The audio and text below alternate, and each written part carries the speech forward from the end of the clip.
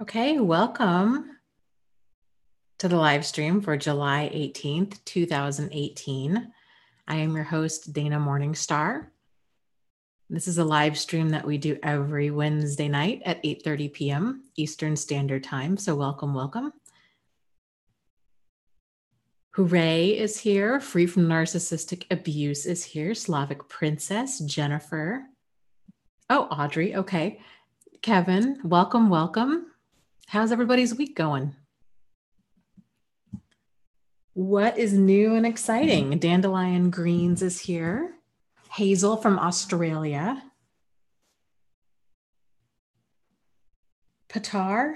Peter, not sure how to say that, but welcome. Hero's Journey. Oh, I like that screen name. That's cool. What's new and exciting?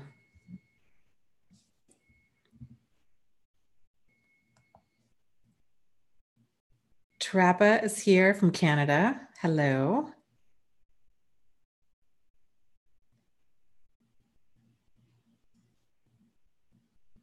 Free from narcissistic abuse says, "You look so beautiful tonight, Dana. I love the top." Well, thank you. You probably have noticed, you see a lot of repeats. I'm not much of a clothes person. I don't know. I don't have that many clothes. So yeah, it is what it is, but thanks anyhow. Oh, that's cool. Trappa says, "I just bought my first vehicle." Congratulations. That's a huge thing. Deborah says, "Peace and love from Metro Detroit, Michigan." Welcome, welcome. Fellow Michigander.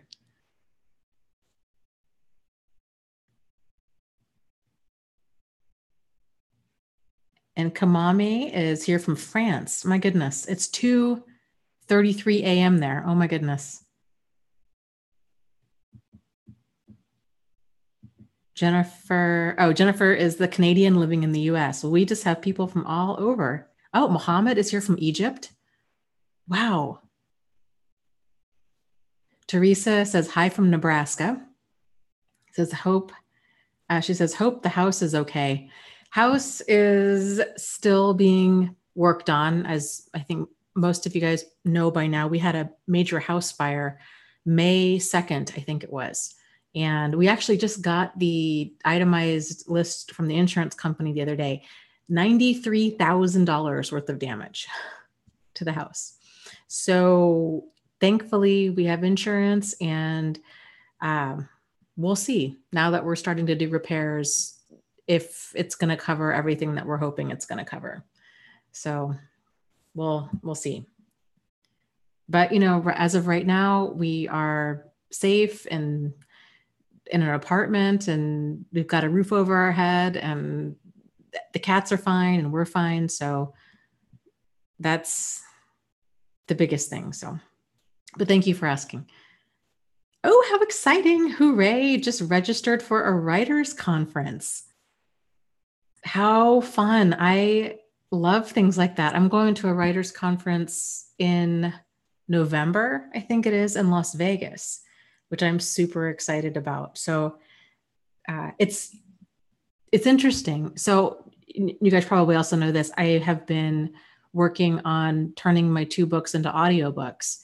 And oh my goodness, it is amazing. If you are a writer, if you ever want to be a writer, I highly recommend, before you ever publish a book, read it out loud. It is amazing, the stuff that you catch, typos and awkward phrasing and redundancy and just all kinds of stuff. So I spent all this time working, trying to get my books into audiobooks. And every time I go to record, I'm like, I really want to change that up. There's so many things that I want to go in and edit. So we're going to do a recording session that's just me like making some edits. So I don't know, it's such a learning curve with all of this. And honestly, I just real quick, thank you guys so much for all of your support, and with just the moral support with me getting these books out, that, like I said, it was such a learning curve. And it's amazing the amount of kind of like internal struggle that a person you have to face when you put yourself out there like that. And what's interesting too, I think about that is every single platform that you put yourself on is it's a different learning curve and it's a different set of like anxieties.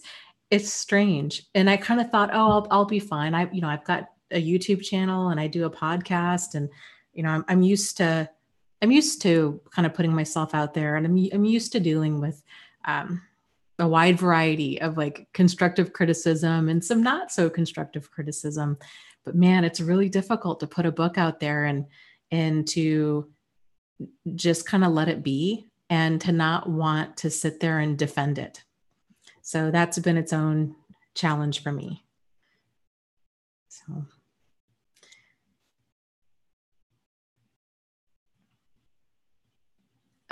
New Chris, welcome.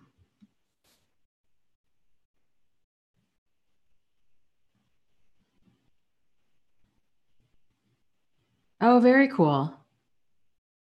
Dandelion Green says, I just finished my hard copy of Start Here, which is my first book. It says a big aha moment and understanding why I was so anxious during the love bombing phase. Very cool. That hearing that, like knowing that what I am doing, even though we all know it's not perfect by any stretch, but knowing that it can positively impact somebody else is so incredibly rewarding. And that's the kind of stuff that keeps driving me. And I just figure, you know what, the rest of the stuff, like with video editing, with sound, with, publishing books, with getting all that stuff figured out, like I'll get there in time. All I can do is the best I can do with the skills I have, and then just keep going from there. Oh, well, thank you, Hazel. Says Dana, I bought your book Out of the Fog here in Australia, and it's fantastic. Well, thank you so much. That means a lot to me. I have to say, I really have to give credit where credit is due.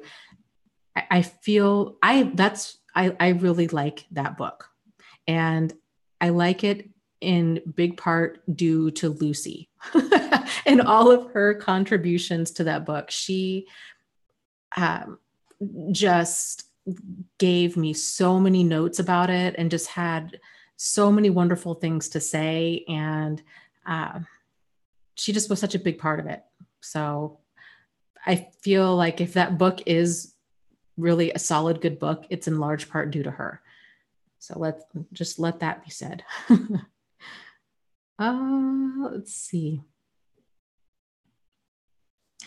Okay, Red Rose says, do you know of a real case of a narcissist who has healed from narcissism, or it's totally impossible? Well, I personally do not know of a real case of a person that's been healed from narcissism, but let's back that up a little bit, because people, people can get really tangled up in that kind of wording. And then, of course, then it kind of begs the question, like, well, who are any of us to say what another person's capable of, right? I think that's what trips a lot of people up. Like, well, we don't know, right? Like, we don't know what another person's capable of. But what we can look to see is there's definite steps with change. And if a person's kind of not hitting those milestones, then we know for sure that they're not sincerely changing. And if you've ever tried to change anything about yourself, then you also know how difficult change can be, even if we really, really want it. If a person's trying to get sober, if they're trying to lose weight, if they're trying to gain weight, if they're trying to become neater, if they're trying to be more punctual, whatever change we're trying to make, there's always a challenge to it. And I think a big part of that is we have to stay consistently motivated. It's real easy to say. I mean, look at New Year's resolutions, right? Like most people that set them, they really, really want them.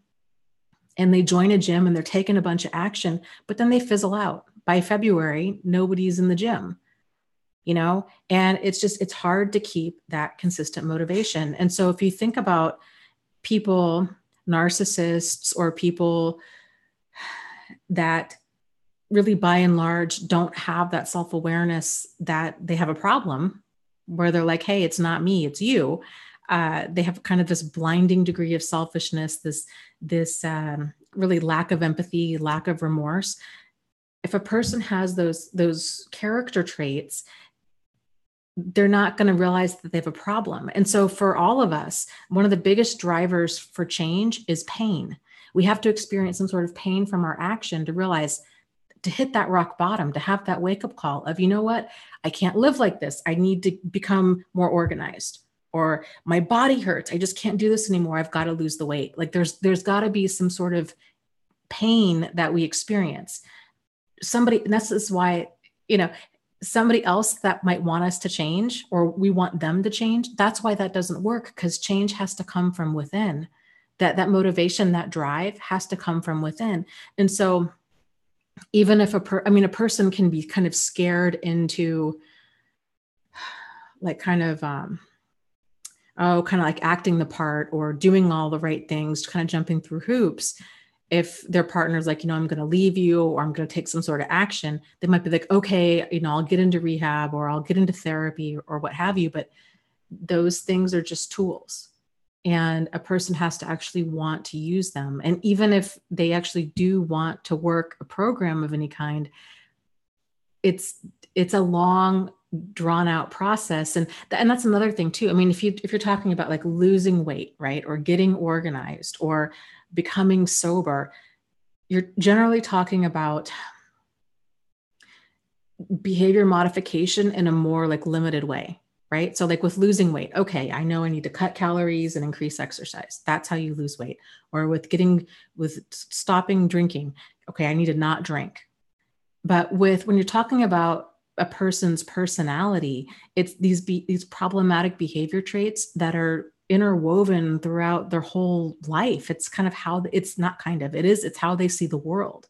That's what the problem is. And so you're forever kind of playing whack-a-mole with them, because you can address each issue head on, but then another one's going to pop up.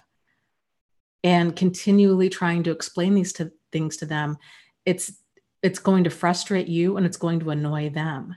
And then oftentimes they're going to start feeling really controlled. And that's then if you're dealing with a person who's already got issues with aggression, and they're already intimidating, or they've already been violent, that kind of stuff, continually pointing out, okay, I didn't like it when you did this, or that wasn't okay with me, that kind of stuff, it's going to come across as nagging, and it's just going to trigger that fight reflex within them. That's why it can be so dangerous to try to get a narcissist to change, because they don't see that it's them, and they blame us. And then if they think that we're even more of the problem, like we're controlling, we're manipulative, we're being abusive, we're so selfish because we want it to be all about us, because they don't understand that team mentality of it's a give and take. And it's, and that's like, you shouldn't have to fight with somebody just to be treated with the basics of dignity and respect, but they don't understand that. So, I mean, it's just, there's so many different factors at play that make it, pretty like virtually impossible for somebody to really change. The needle just isn't really going to move that far. And if it did, it would take a very long time. So I don't know. I think the better question is, I think us kind of debating like whether or not somebody else could change. Whenever we're finding ourselves asking that question, I think that's a really great time for us to flip the script and for us to turn inward and ask ourselves, okay, where are our deal breakers with this? And where are our standards? Because that's the bigger question. How long, if this person's saying, I'm going to get into therapy, or I'm going to change, or I'm going to do X, Y, and Z. Okay. If you want to see if the needle will move at all, then get real crystal clear with yourself. Okay, how much time and energy and money are you willing to put into this? And what kind of changes do you need to see in order to continue going down this path? I think if you ask yourself those questions, you'll have the clarity that you need, and you'll know when the time is right. And let me also just kind of add to that. If a person's ever been physically abusive with you, I would really strongly encourage you to make that just a deal breaker, because the odds of them escalating and potentially hurting or maiming or killing you is higher than the odds of them actually changing. So you're putting yourself in great harm, even being around somebody that's ever been violent with you.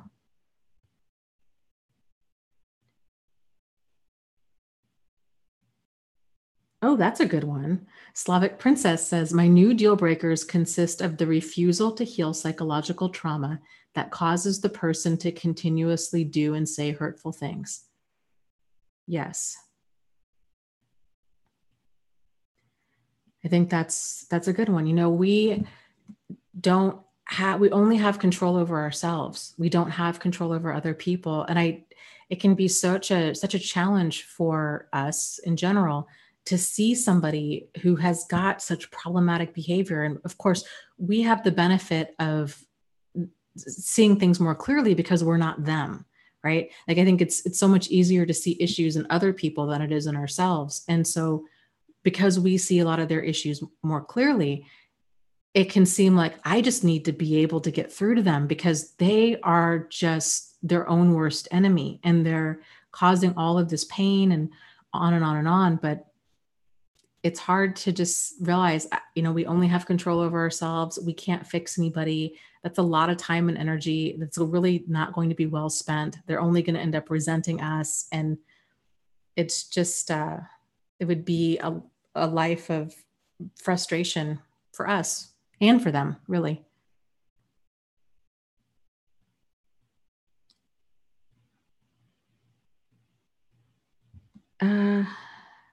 MRA, hold on a second. I saw part of your question here. It says, hello, I'm new to your chat. I've been researching a lot about narcissistic behavior and abuse, and I realized that he was a psychopath, and I was a little shocked. What are your thoughts on psychopaths? Are they worse than narcissists?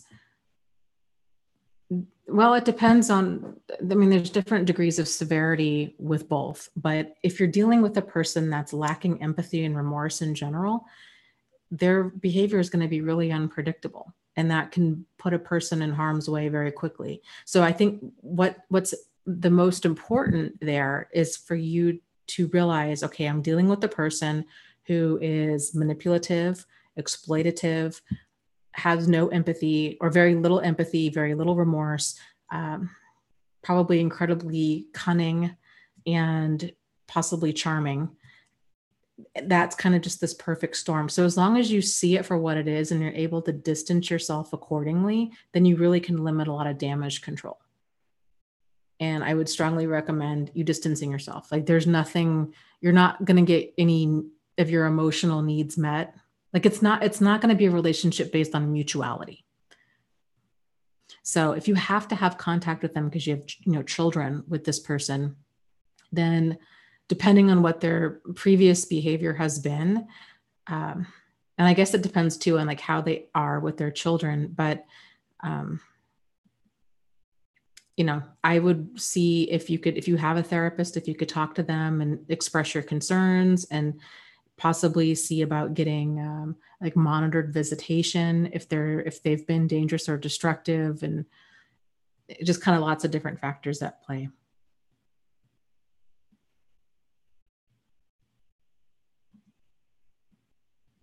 Okay, let me scroll down here.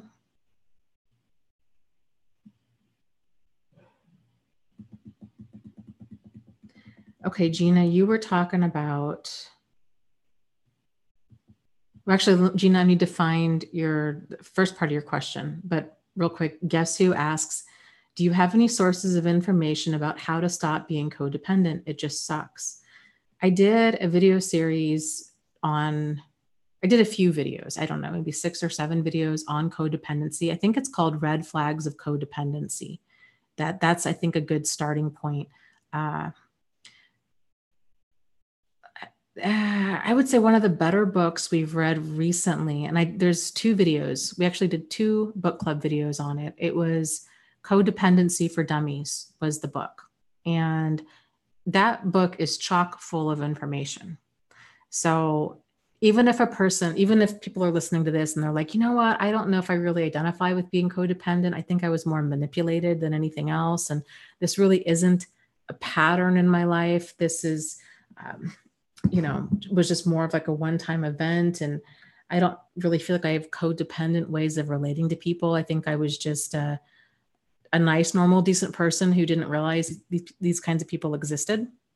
I still think reading about codependency, and you can substitute that word for like overgiver, if that helps. There's so much information out there about like boundaries and standards and deal breakers, and kind of examining your own possibly unhealed childhood wounds that might lead a person into continually seeking out, trying to heal themselves through relationships. That book, the Codependency for Dummies, I think is a really fantastic start. And like I said, we did two book club videos on those.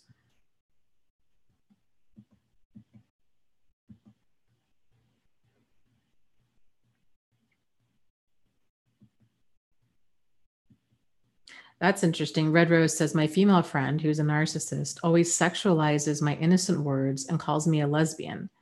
Is that her projection of her sexuality? I'm hetero. She's either kind of like needling you and baiting you and trying to provoke a reaction, or she's projecting, or it's a little bit of both. But, this kind of goes back to who we have in our inner circle. If you know that a person's emotionally unsafe, or that they're manipulative, or that they're crazy making, they do this kind of stuff, or they just kind of poke until you explode. Those kinds of people aren't friends. And it's really important that we get clear on that, so we have the right people in our inner circle. Your inner circle should be a place where you get nourished, where people that you feel safe, that you can turn to and be vulnerable around. So if you don't have that with her, I would strongly encourage you to, okay, maybe this is time to kind of put her on an outer ring of my circle. Maybe she's not a friend. Maybe she's more of like a drinking buddy, or like a work buddy, and then once you have people on different circles, then you're not caught off guard by their behavior. Do you see what I'm saying? So if it's like, okay, if I know she's a narcissist, or if I know she kind of does this stuff, but, I think especially if she's manipulative and she's provoking you and that kind of stuff, that's what she does. And once we can get to that place where we fully accept that's just who she is, then we're not so knocked off balance by it. Then you can kind of just bob and weave and dodge questions like that, or don't provoke, or don't give her the satisfaction of getting you upset, kind of a thing. But like I said, that's a lot of energy to put into somebody who there's no sense of mutuality there, and it's not really a dynamic that'll ever be nourishing. So something to kind of get clear with yourself about.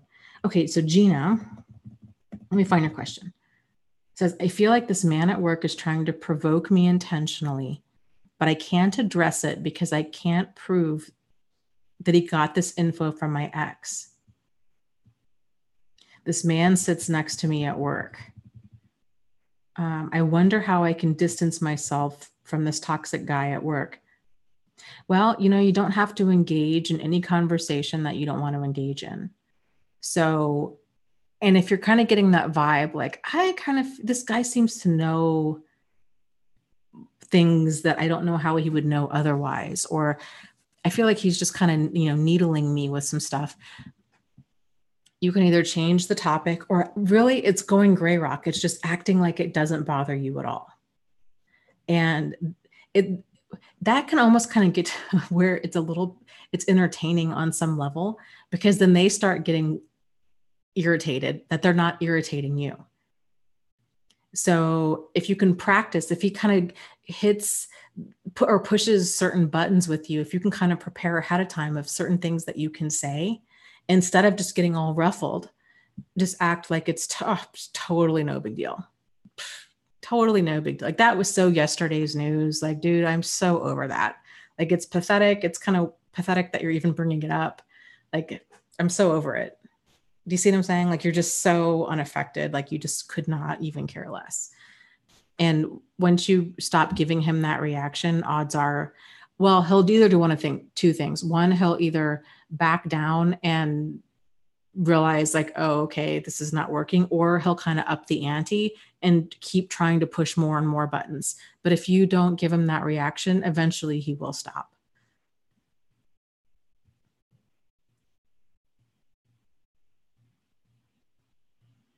Yeah, Truth Seeker, I think, is talking about the friend and says, yeah, she sounds like a troll. My guess is that it's both projection and trolling. Classic bully. Yeah. Yep. I agree. Gina says, he was looking at me so hard and kept repeating and repeating, and I ignored him. She says, yes, but it still hurts. Yeah. Oh, I think we all can relate to that when people do stuff like that. It does hurt, and it does take practice to not to not be reactive. It's hard. It's hard because it's hitting a soft spot, right? So I think just realizing that it's his behavior, it's a reflection of him. It's not a reflection of you. If anything, it's just another reminder from the universe of that these kinds of people are not for you. And the fact that you're picking up on it in more ways is just kind of that reinforcement of, okay, you know what, universe, like I see these games for what they are. And I'm just going to squeeze out everything positive that I can from all of these different games that different people play. And I know it hurts right now, but I will be stronger for it in the future. So I had a coworker who actually I ended up quitting my job over, but it was weird. It's weird when you don't realize for the longest time that somebody is kind of bullying you or being passive aggressive. Like it's just so strange. It's such a wake up. It's such a gradual, I think, waking up to all of this. Because I think we assume the best in other people. We just doubt ourselves and have a hard time understanding, like, why would somebody do something like that? Like, it's just so unnecessary. It takes practice. It takes a while to kind of just see that kind of stuff for what it is. But I had a coworker who would try to push my buttons in any number of ways. And one of the ways that she would do it was she would like, here's an example. She was selling her house. And then, so she would ask my opinion about something. But I'd learned about a year prior, even though I didn't realize that it was her being manipulative or her kind of being bullying. I realized that it was these little games that she would play. So she would ask, like the pattern was, she would ask my opinion about something. If I were to give her my opinion, then she would want to fight me on it. So like, and not just fight me on it, but make the point that I was wrong. And so then I would get all frustrated, and then she would act like shocked by that. You know, like, wow, you're really overreacting, kind of a thing. And I would go back and forth. I mean, there were so many nights where I would drive home from work trying to figure out, like, is it me or is it her? And of course, the new me now looks back on that and I'm like, you know what? It's her, but I don't have that dynamic with other people in my life. I only have that dynamic with the problematic people in my life. But let's just say, even aside from that, okay, it doesn't even matter because I don't have that dynamic with so many other people in my life. And so the fact, even if it is me, like, I don't even care because I want peace in my life. So, and because I don't have that dynamic with other people, then it's just not worth the chaos and the crazy making.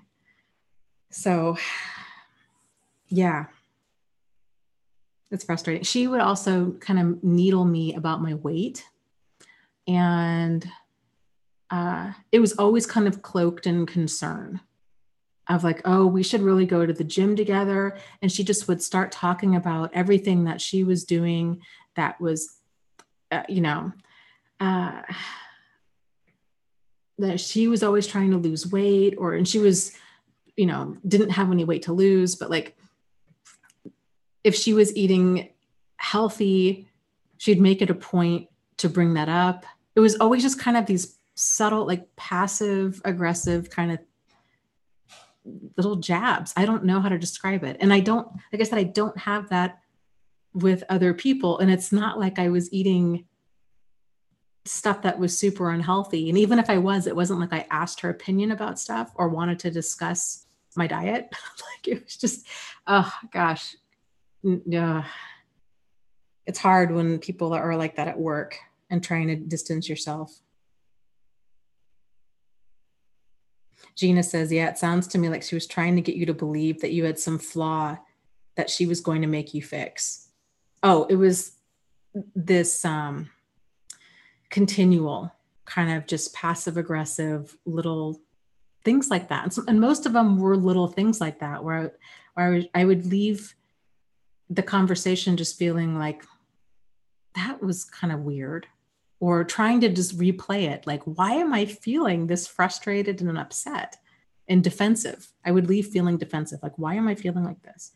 But like I said, new me realizes these are all signs that this is, I just value peace in my life. And like I said, don't have that with other people. So I'm going to spend the time around other people that don't continue to kind of set up these little power struggles of just across the board with every little thing. It was so exhausting.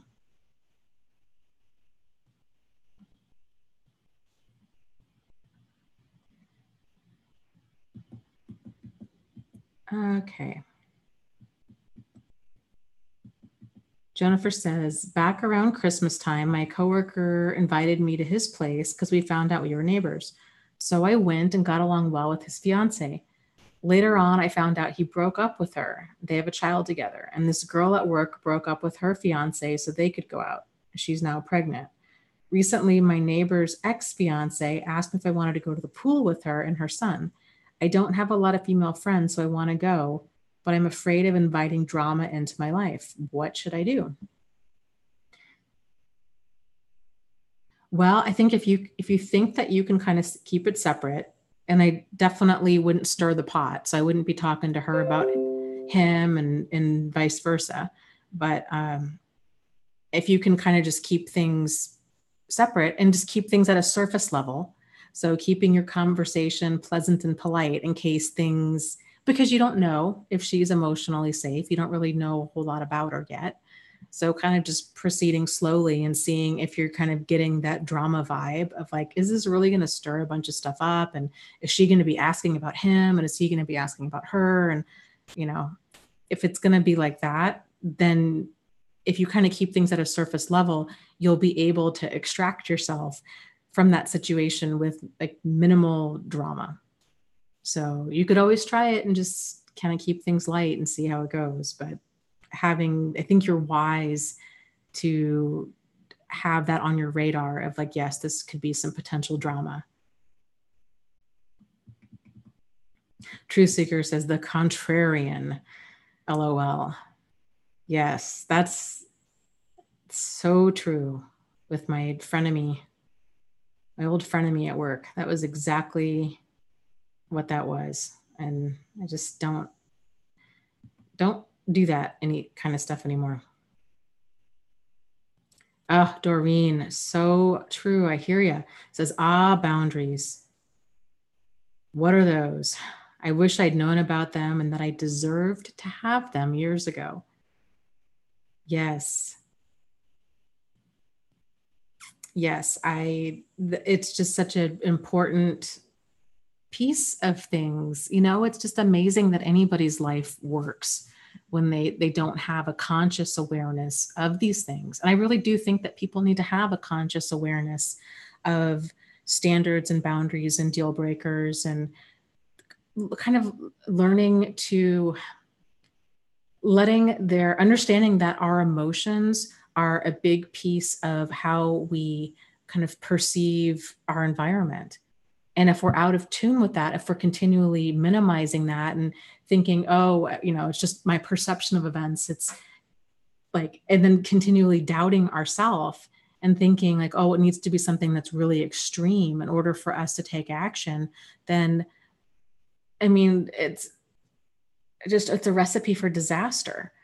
So yeah, it's such a huge wake up call when we start bringing this, like our conscious awareness of, oh my goodness, yes, okay, this is what a boundary is. There's so many things I look back on in my own life, and I just, from a place, I guess in part from a place of sadness, but also from a place of curiosity, like why did I interpret certain things the way that I did, and what would have gotten through to me back then? And because I think so many of us struggle with the same things. And so I kind of try to figure out, like, if I can figure out a way, like, I think in part, like what would have helped me, then I think it can also in turn help others. But of course, this is the benefit of the internet, and especially YouTube, because even if you do come up, like, so if I come up with some ideas, I'm like, you know what, I think this would have helped me. Do you think this would have helped you? People let you know. And it's just so cool to be able to get that instant feedback. I freaking live for that, because I'll throw out a concept and then it's amazing all of the different ways, all of the different conversations that it starts, and how people are like, actually I had that figured out, but I was seeing it from this angle or this angle. And it's just angles that I would have never thought about in a million years. And that, I think, is the power of the internet and the power of different types of communities like this, these conversations that happen, because no one person has it all figured out. And even if I did have it all figured out, there's a very solid chance I have it all figured out for me, which isn't going to do, it might help some other people to some extent, but like, there's going to be your own pieces of the puzzle. Do you see what I'm saying? That, like, you need to figure out. So I don't know, but that kind of stuff is fascinating to me. Hey, thank you, Bear. Hi, long time no see. He says, welcome back from the fire. Yes, thank you.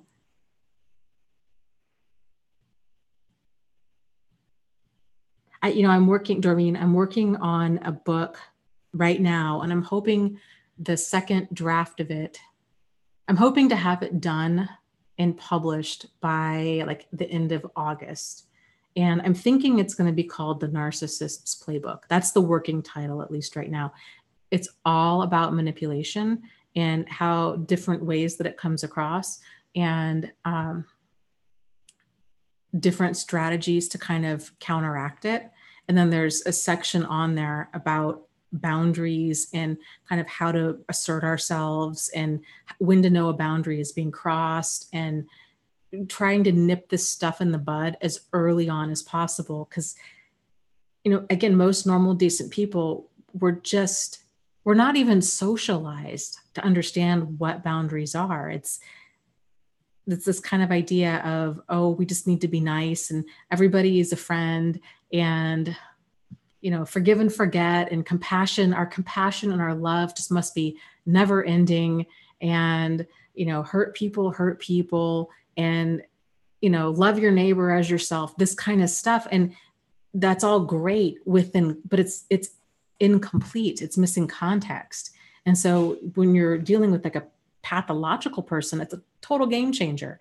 And then we can just be dragged way off the trail by like what we think is good thinking. That's what's so scary. So yeah, I'll post something about that when that book is closer to being done, if you guys are interested. Let me scroll up here. Totally. Gina, I agree. I can relate. I think a lot of people can. Gina says, I look back and realize that there have been many toxic people I've been in contact with that spotted that my boundaries were weak and exploited this about me many times. Yes, I think this is one of probably the most terrifying realizations that people tend to have, but it's also the most like it just gives way to such a tremendous amount of like awakening when we realize that.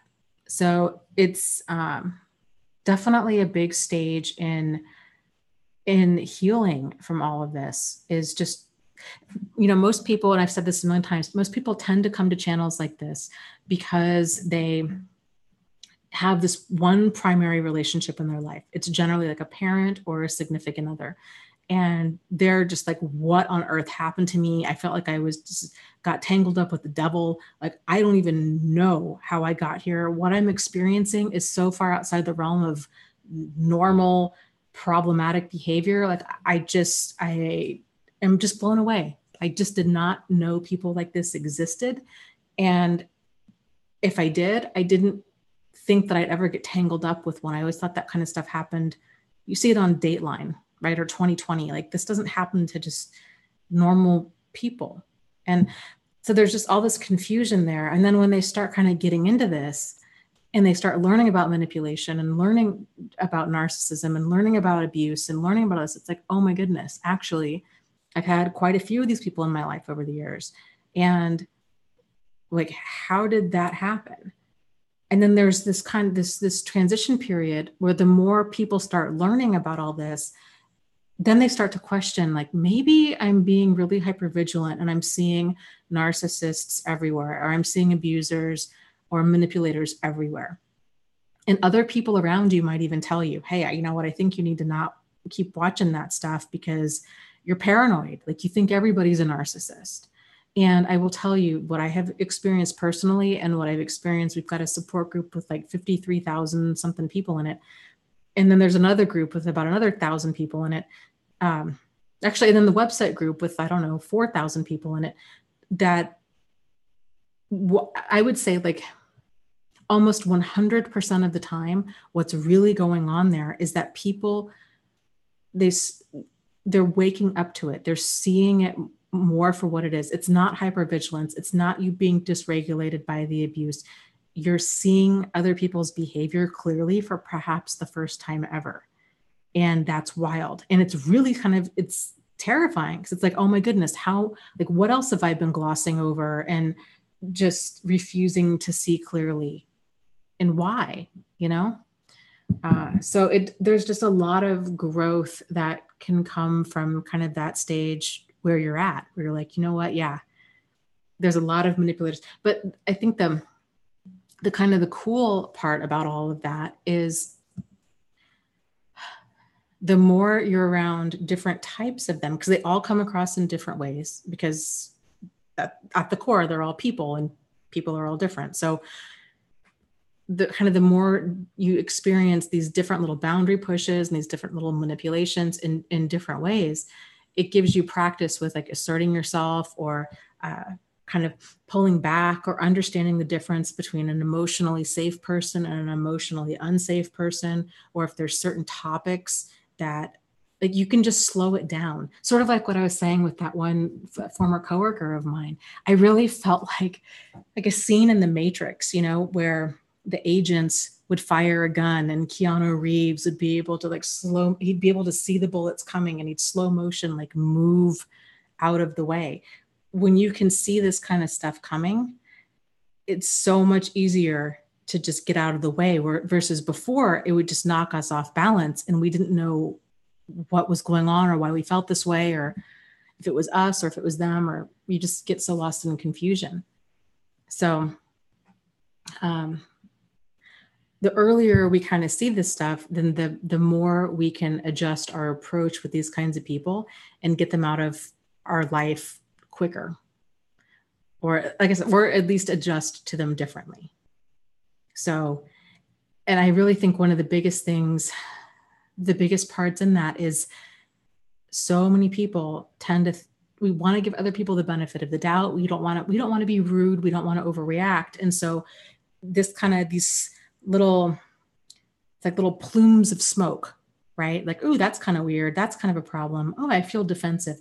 I'm confused. I'm introspective. Like all of these things around these kinds of people, these are the signs. And then, but if we're staying in there thinking like, well, I don't want to be judgmental. I don't want to overreact. I don't want to be rude. We're staying in there until things get worse and worse and worse to the point where they prove our earlier suspicions right, or we just can't hang on anymore. And then we leave. But if we can back things way up and we're like, you know what, my new standard is I'm going to have inner peace in my life. And I don't do crazy making. I don't do perpetual confusion. I don't do mental anguish. I don't open up to people who feel emotionally unsafe. That's just such a game changer right there.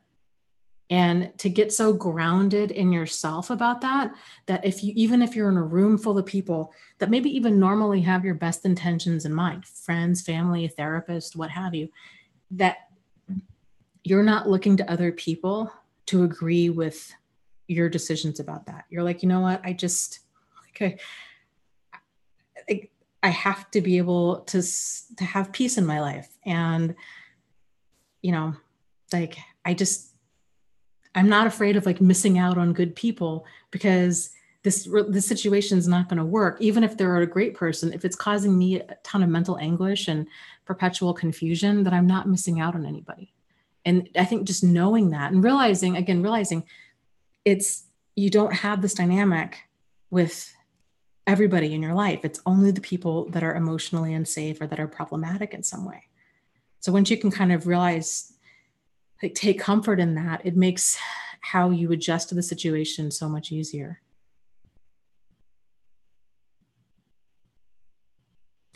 Hazel says, why are these relationships so incredibly exhausting? My health is deteriorating.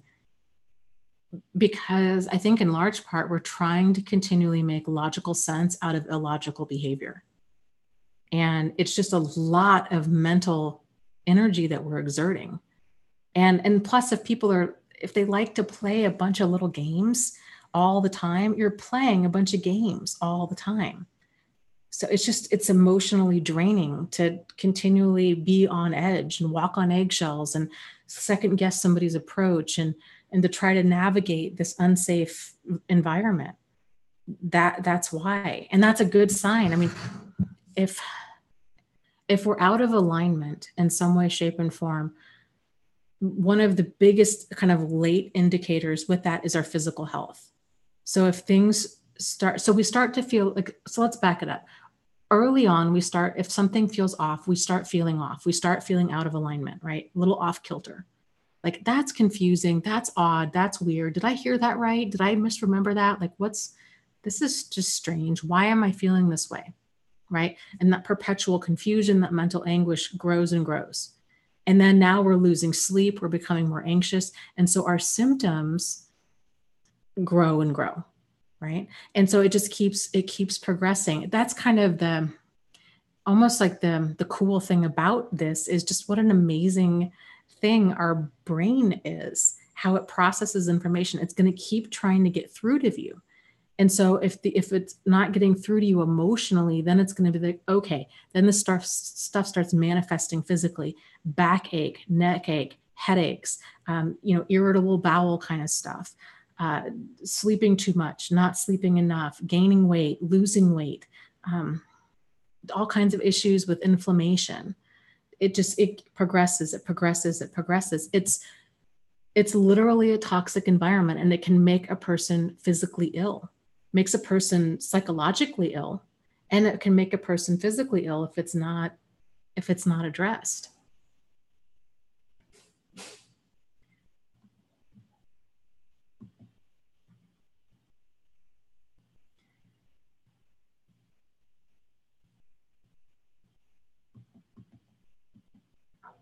Let's see. Gina says, the narcissist that provoked me recorded me in this state with his phone, and this is the information that the man at work repeats in my presence. So I need to shut the conversation down by walking away. I would have you talked to any, like your supervisor at work? Because this is definitely, that's a hostile work environment. So if you kind of ignoring him isn't working, this guy's continuing to needle you. Um, you know, you can handle this in a wide variety of ways. You know the situation best. You know the guy the best. You know, you could either talk to a supervisor about it, would be one option. You could confront him directly about it, of like, okay, Joe, I get it. Like, you heard the conversation with me and my ex. Like, that was a while ago. Like, you really have nothing else going on in your life that you feel the need to continue to bring this up. Like, I feel sorry for you. You see what I'm saying? And just make it seem like, dude, this is so pathetic. Like, you know, I get it. And kind of just knock the wind out of his sails. So that's another way to just address it. I don't know. I'll be curious to hear kind of what other people have to say about that. Missouri Cowboy says, Dana, can you, or you know what, actually, Gina, you could also say something like, depending on the conversation that you had with your ex, you could also joke about it and just really run with the ball and just say, oh, well, did you hear the other conversation? Just give him something real juicy. Just create something real crazy juicy. Like, oh, well, did you hear the conversation about, you know, I don't know. Just make up something give him something to talk about. Do you see what I'm saying? Like, just run with it. Something totally outrageous. Oh yeah, we were totally considering polygamy. I mean, it was just, now that would be something to talk about. If you're going to talk about anything, you should be talking about that. And just laugh it off. And just confuse him. So I don't know. There's different ways you could handle it. Like I said, you know your situation the best. If it's really gets to that point where it's problematic, you might want to talk to your supervisor. You might even want to see if you can just move offices, but I would expect that guy to continue to try to needle you as much as possible. Okay, Missouri Cowboy says, Dana, can you give some tools to those who have experienced narcissists acting out with both sexes to cope with the pain and confusion? I'm not sure if I understand your question. Dana, can you give some tools to those who have experienced narcissists acting out with both sexes?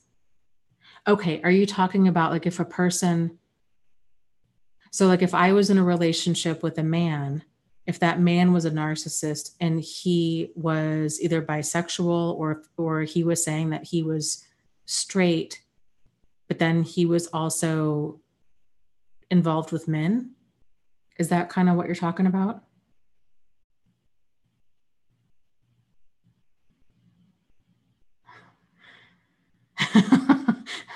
Heather, yeah, I like that. Oh gosh. That would definitely get them to talk about something. She says, oh, she's my ex. You could say something to Gina's coworker and say, oh, my ex really wanted to have a threesome with you, but I couldn't stand the thought of it. Oh, that's funny. Yeah.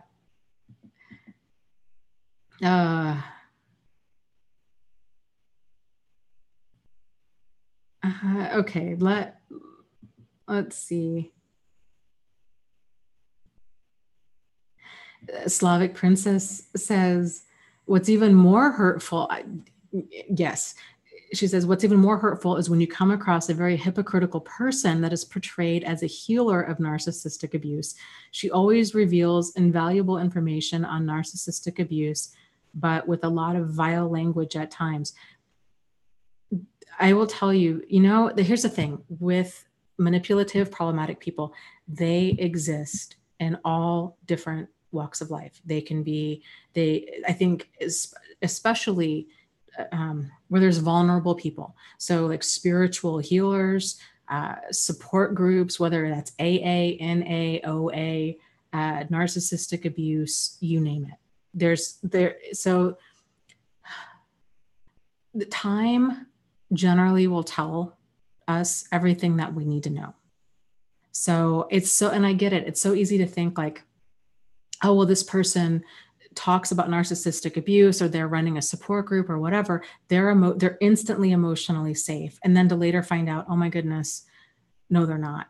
One of the earliest, I think maybe even the first support group I got into like 4 something years ago, there was an admin in that group. It was this guy. And it was just ridiculous. Like, and I felt like he was playing games with me. It was like good cop, bad cop, but it was this guy. And I'm like, dude, I'm not doing anything. And I just was feeling picked on, and I was so confused by his behavior. And I don't know, it was just this push, pull kind of stuff. And finally I was like, I am having anxiety every time I go onto Facebook. Like, I just don't know what's going to happen in this group. And finally I'm like, I just can't do this. Like, I just have got to get out of it. But there's I will say that, yes, there are a handful of people that I've come across that have YouTube channels and that have different types of support groups that are not who they claim to be. So I think you just have to proceed with caution, hold on to what helps, let the rest go, and just realize, it's healthy boundaries and just going slow. But yeah, that kind of stuff enrages me. And I've come across quite a few different mental health professionals over the years where I just think, wow, you are such a predator, and it's disgusting that you're in this field. So I was talking to the guy who owns the sound studio that I've been recording my audiobook at. His wife is a therapist, and she works at this program for people that are transitioning out of homelessness. And so we were talking about that because we've worked with the same types of people for years, and except she's in a different city. So it's different people, but it's kind of the same types of challenges and obstacles, those kinds of things. And I'm like, good for her that she's been doing this for that long. People think that it's the challenges and the obstacles that burn you out. And oftentimes it's not. It's the level of hypocrisy and like people that are predatory that come into that field. And so anyways, he was saying, yeah, it was so disgusting. She had just gotten a call recently that one of the support staff was having clients move in with them and basically leveraging housing. They were basically treating them like slaves. It was forced labor. But the leverage was, you can stay here, but you're going to do everything. And they had them doing just like all kinds of labor nonstop. It was exploitative and inappropriate and like way outside of professional bounds, and just that kind of stuff. Like it just is, I don't know, really, it's beyond frustrating. So, okay, let's see. Let me scroll down here.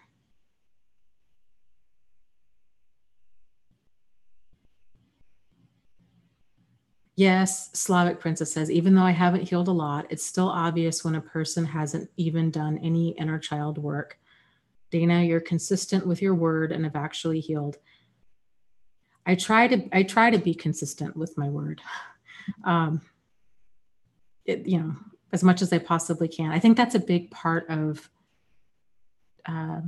just walking in our truth, So, yeah, things have been crazy since the fire. And I also have this ongoing problem where I tend to think I can do more than I can in the time allotted. So the struggle is real, but yeah. And here's the thing too, with healing is I feel like I feel like I've got a lot of stuff figured out, but at the same time, I've thought that before. So then that wasn't 100% accurate. So I try to stay open-minded to the possibility of that there's probably more there to continue to look at and to kind of work through. But I don't know. I think the message that I really hope to convey with everything that I do is it's my hope for every single one of you is for you to be able to turn inward and find yourself and to find your truth, whatever that might be, and then to be able to live in that as much as possible. And I've been very open about sharing any of my lessons learned kind of for whatever they're worth. But like I said, that's the beauty of community, because so many people are in here and so many people have gone through so many variations of this that I think there's a lot of aha moments that we can combine, and it really helps to put the pieces together for people. So I by no means have it all figured out. So I do the best I can. Yes. Okay. Missouri Cowboy. Yes. Okay. So when when you're in a relationship, so I experienced this with the first narcissist in my life who, we were in a relationship, and then I found out that he was sleeping with everybody in town. If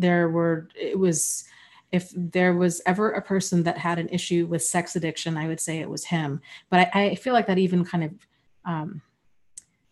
like minimizes it, because I don't even think for him it was just fun. Like it was just pure out hedonism. He just liked, it wasn't a problem for him. But it was men, women, couples. I mean, you name it. Young, old, fat, thin, tall, short, black, white. I mean, Jewish, Catholic, you name it. It was just everybody.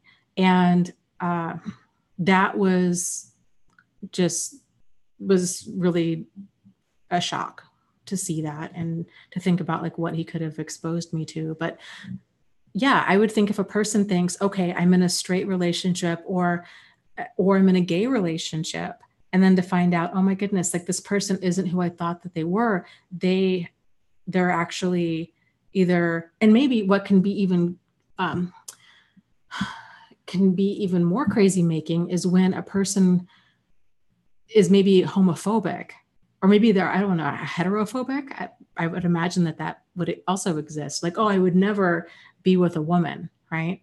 Or I'd never be with a man. And then you find out, okay, that's actually what's been going on. I think to just realize that it's not a reflection of you, that it's just a reflection of them. And I think for a lot of people, they tend to get their self-esteem needs met with sex, and especially with a lot of like promiscuous sex. And I mean, you can tell too, like, okay, obviously this person's got some issues if they're identifying as being one way, and then that's not their truth. Like they're sleeping with, they're having sex with whoever. So that can be very disorienting. I guess I would just interpret it as, okay, this is just yet another sign that this person is not comfortable with themselves and they're not walking in their truth. And just for that alone, like the fact of if a person's not, if they're not owning that, and if they're not in their truth, then it's just not going to work, because it's next to impossible, if not impossible, to have, it's impossible to have a sincere relationship with a person who can't even be sincere to themselves.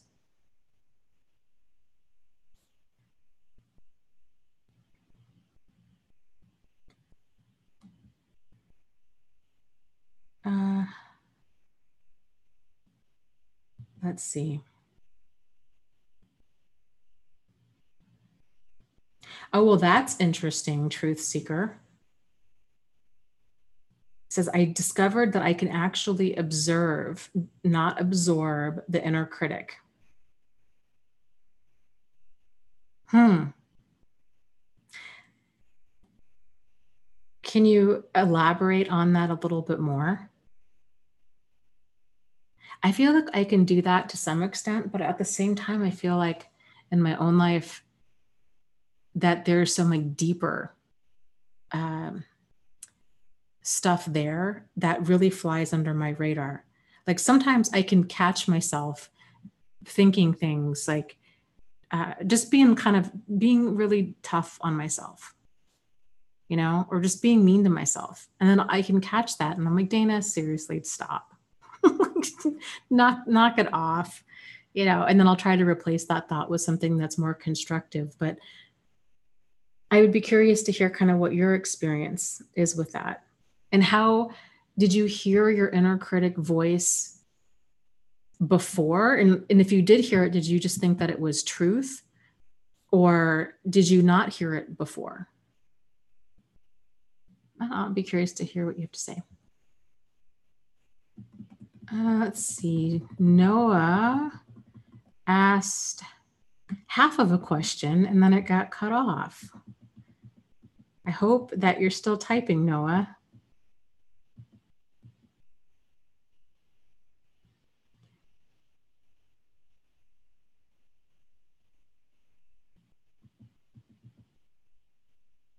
Okay, let's see here.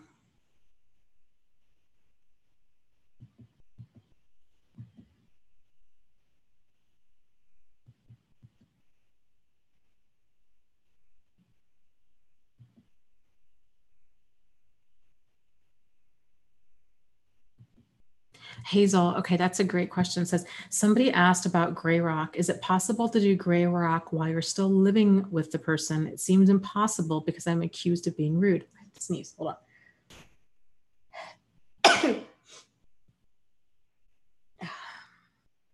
Okay, I think we're good. Okay, so gray rock, when we're talking about that, basically just being really unreactive.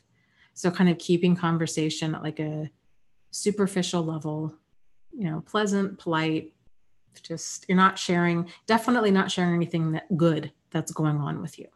So you're keeping it, you're kind of realizing, okay, this other person's not emotionally safe. So I really need to watch what I'm sharing with them. And a great alternative or maybe addition to this would be to ask them questions about themselves.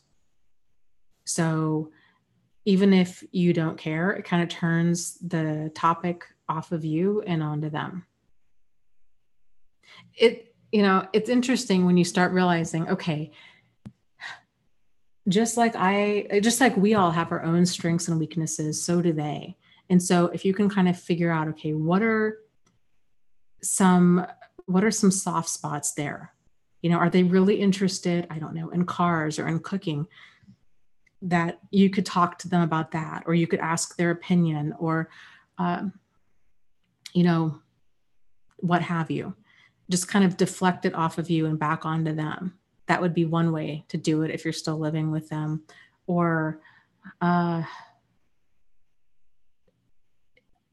all so different. So it just depends on kind of what else is going on in the house.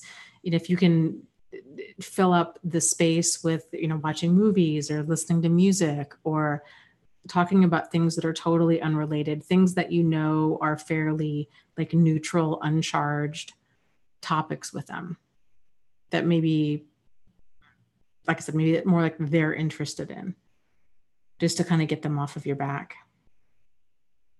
I have found it's really helpful if you can tell, like, if somebody's trying to kind of goat you into an argument, if it only works if you start arguing.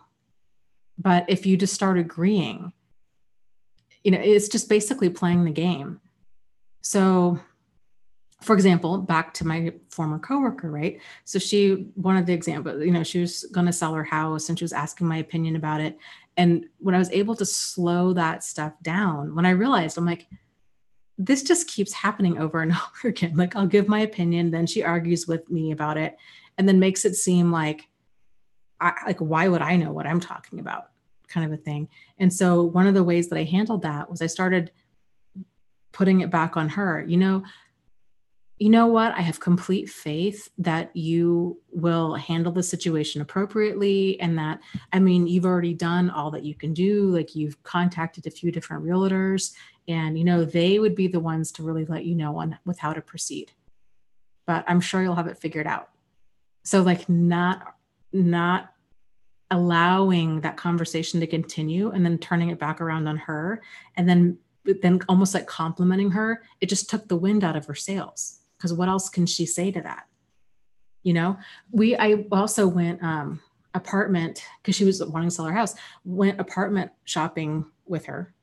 And because we had hung out outside of work too. It wasn't just like a work environment. This is toxic. And anyways, so we went to tour this one apartment, and the guy that owned it was in this state of disrepair. He'd used all these real zany, loud paint colors throughout the place. And I mean, like, I don't know how anybody'd be able to sleep in there. I mean, it was just so loud. The whole place was just it was a conglomeration of just strange decisions, like strange design choices. And so we get out of there, and she'd ask me, she's like, so what'd you think? And I could kind of tell that was that whole Lucy and Charlie Brown thing again, And so I turned it around on her, and I said, well, I have my own thoughts about it. I said, but really my opinion doesn't matter. You're the one that's going to have to live here. So what do you think about it? And put it back on her. And then I kind of followed suit.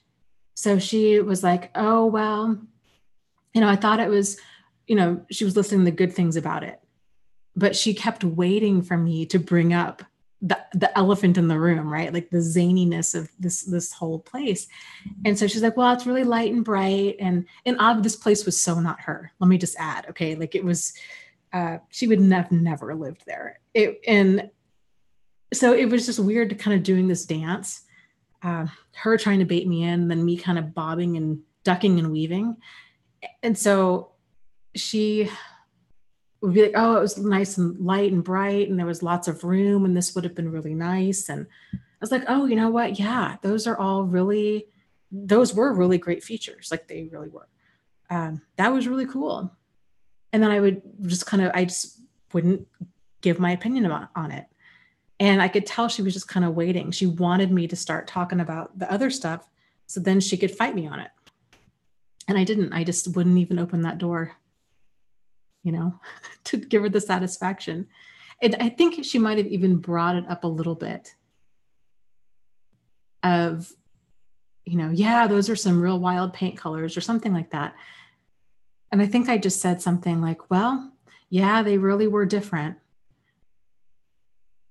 Didn't even say, well, you could probably get him to paint, or maybe you could ask him to do this or that. Just like totally just not reactive, not opening up at all about this.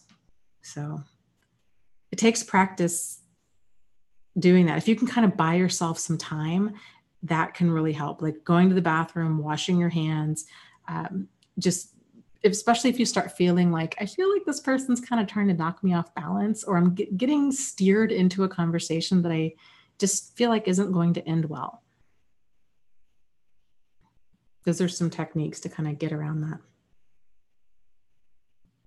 That's a good point. Gina says, vampires need for you to invite them in order to attack you. They can't come in unless you invite them. Yes.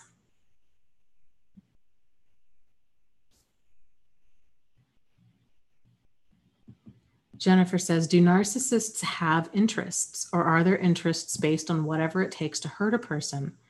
Like, say they found a vulnerable person at the gym, would they then only have interests in working out? Oh, working out for that reason. It depends. It depends on the narcissist.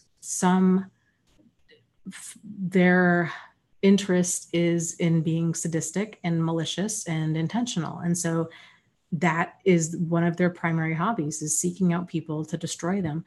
There was a great documentary a while back called Tickled, and it's a true story. And it's this guy who was, I don't want to give it away. It's a really crazy story. If you have, I think it's on Netflix. if you even want to go down that rabbit hole, I think it really shows the mindset of like a malicious, sadistic person, and just how methodical they can be, and how at the same, I don't know, just disturbing how hateful they can really be, and how destructive. But I think, looking back on the different narcissists in my own life, there's such a range. I mean, there's a few that definitely had their own interests, and that they had their own interests regardless of the target. The ones that were more sociopathic were more of like the social chameleons, like they were the shapeshifters. And it was, for me, the first guy, narcissist, narcopath that I got tangled up with, that was one of the hardest things for me to understand. Is I just thought, like, we have so much in common. Like, it's just so strange. I just don't understand why you had this double life. Like, I don't understand the need for everything that you were doing. I just felt like we got along famously. And then it seriously took me a couple years to realize that none of that was true. And then he would morph into the thing that he needed to be for the next person. So I think there was some core of who he was, but I don't think that I ever really met that person. I met who he pretended to be. That's a weird realization to have. And same thing with the second narcopath in my life. Like, it was just, kind of everything I was interested in, he was interested in. And I remember thinking that early on, of like, I know I'm fairly kind of non-conforming and non-conventional, and several, like, I'm not a big fan of TV. Didn't have a TV for a very long time. Not really into a lot of like mainstream kind of stuff, and just kind of marched to a different drummer in a lot of different ways that is not, not very mainstream. And so not a lot of people are into that kind of a lifestyle. And he didn't live like that before he met me. I remember thinking, like, do we really have these same things in common? Or are you just trying to impress me? Because, like, if this isn't you, that's okay. It doesn't need to be you. I can compromise. I remember thinking that at the time, like, I can compromise. It's okay. Like, if you really want to have a TV, like, we can get a TV. Even at the time, I wasn't even watching movies. Like, I really went for a span of years where I just did not watch anything on TV. Now I watch movies and stuff like that, but then I didn't. And so, do you see what I'm saying? I don't know. It's just weird. So I think they tend to morph into whatever they think that their target is looking for. But, they're all different, because at the core, they're all a person. And so there is no like blanket statement that they're all a certain way.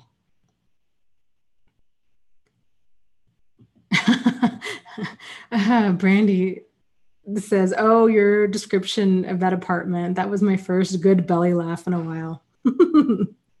Yeah, it was really something else. I don't know if there was a sale on paint, or I don't think you could throw a dart at a wall full of paint colors and come up with anything more random. Like, it was like a giant circus tent. Like, every single wall was a different color. Some were pastel, some were primary colors, some were like high gloss, some were like an eggshell finish. I mean, it was just like it was a random thing.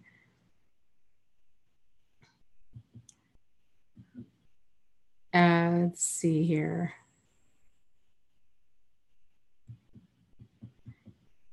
Okay, I'm scrolling up. Looks like Hero's Journey had a question. Trying to find it. I've been yammering on.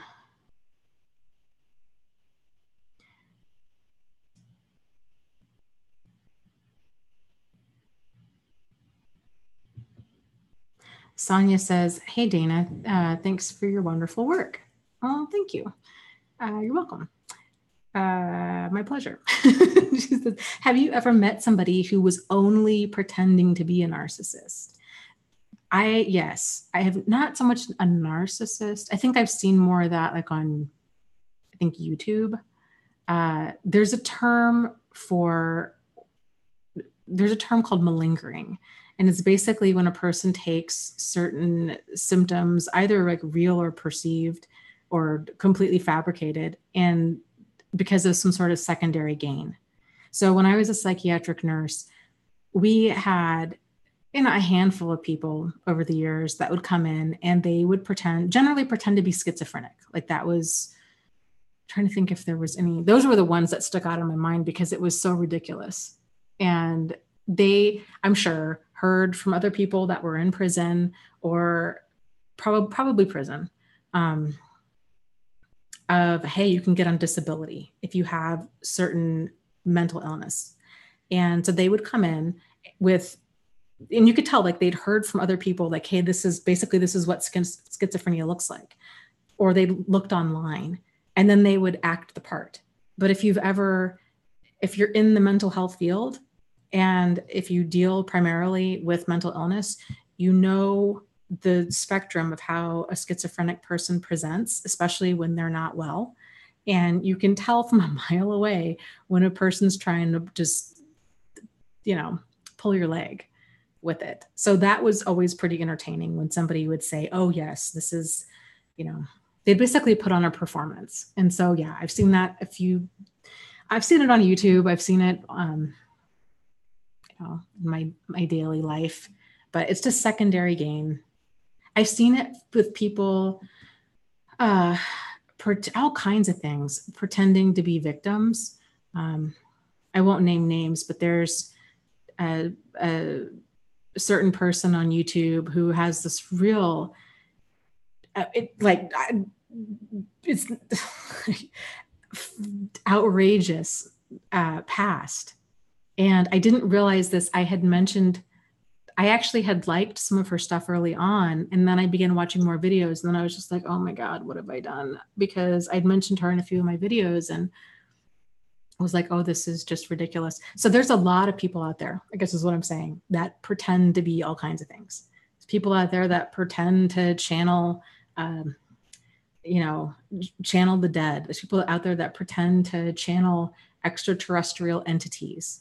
There's people out there that claim, like the one gal that I was talking about had claimed that she was involved in a satanic cult and that they had buried her, that they had sewn her up inside of dead bodies, which is physically impossible. Even if the person is 700 pounds, it's still physically impossible because you have all of your organs and bones still in your body. Like there's no room in your body cavity for another person, especially an adult. So I just nonsense. And it's amazing to me the people that just believe everything.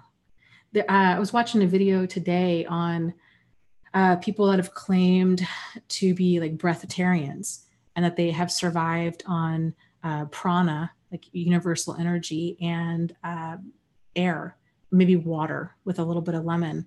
And, they have, to the best of my knowledge, whenever they've actually tested, been like, okay, how about you come into our facility? Like, this is a pretty grand claim, and grand claims require, evidence and proof. And they would have these people come in for 4 or 5 days and be like, okay, we're going to observe you. We're going to make sure that you're not eating. You do your thing. And then, of course, people started dropping weight. They looked like, what you would imagine a person looking like if they hadn't eaten in 5 days.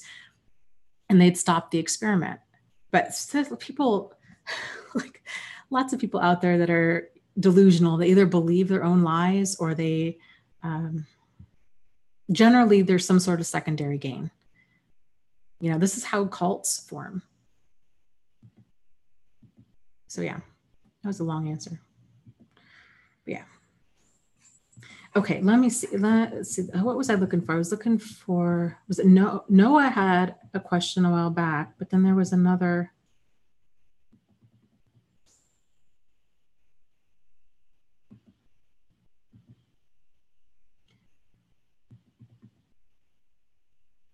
Let's see here.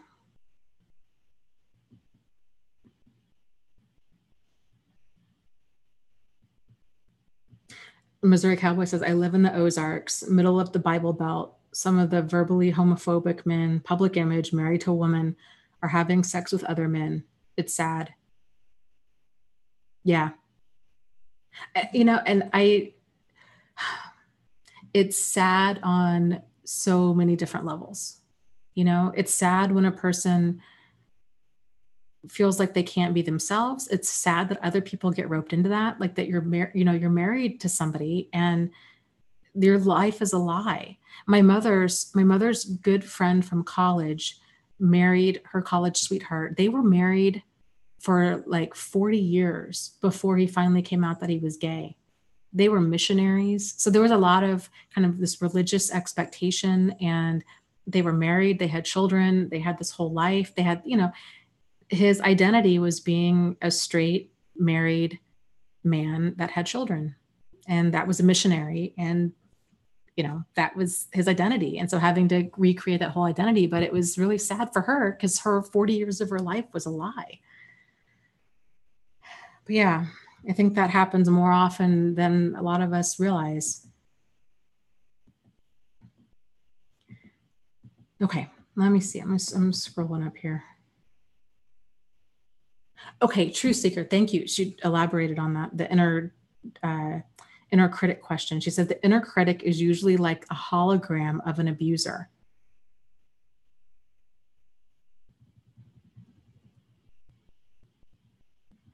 Okay, interesting. So the inner critic, when it was saying things to you, was it things that you had heard from a previous abuser, or was it its own dialogue, or a little bit of both? And True Seeker says, yes, I wanted to share that about the inner critic because it may help others to step back and observe, don't absorb the programming. Yes. I like that. Well, thank you for sharing that. I think that is important.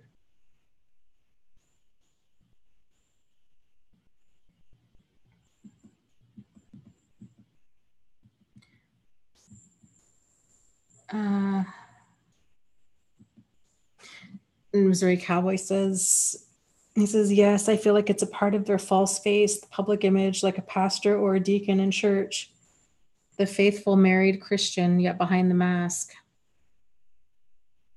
Yeah, actually, my professor for this last class that I just took was one of our assignments was basically like our life story. I think we had 20 minutes to tell it. So, and he had presented his own, and he had this. It's amazing, the stuff that you would just never guess that other people struggle with. And so he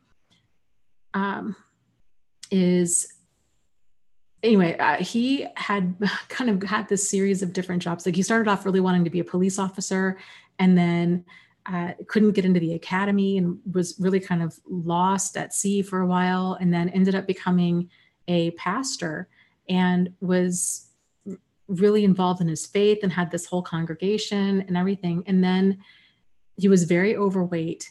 And I think he went through gastric bypass, but he's still, probably 350 pounds. But he'd lost a tremendous amount of weight. But then he said he one day went to go, he decided, so his master's was in theology and in counseling. So he had a double master's, and he was seeing a therapist at the time, and he walked into the office and said, I'm gay. And it was just this realization that he had, and that he'd been running from his whole life. And he said he just didn't know what to do with that. And he didn't know how to tell his congregation, because the sect that they were, and I forget what sect it was very homophobic. And so he ended up making an excuse to his congregation that he was going to go finish his PhD, and that's why he was leaving. And so he just he walked away from this big chunk of his life. And he said it was just so hard for him. But now he's on this path of, it's been 10, 15 years, like exploring kind of who he really is outside of all of this. So he made a great comment too. when people would ask him, people that he'd known for a while would ask him like, oh, are you sure you're gay? Like, and he would say something along the lines of, you just can't imagine how exhausting it is to try to put on this performance every single day and to get people to believe that you're straight. And I'm like, oh my goodness, I never thought about that. Yeah, I bet that would be absolutely exhausting to, to try to date women or to pretend to be interested in women, or to always be thinking like, oh, I don't want them to catch on that I'm gay. So I better like dress a certain way or act a certain way, or I better not like certain things. And just the amount of mental energy that must take to put on that a convincing performance day after day, I just can't even imagine.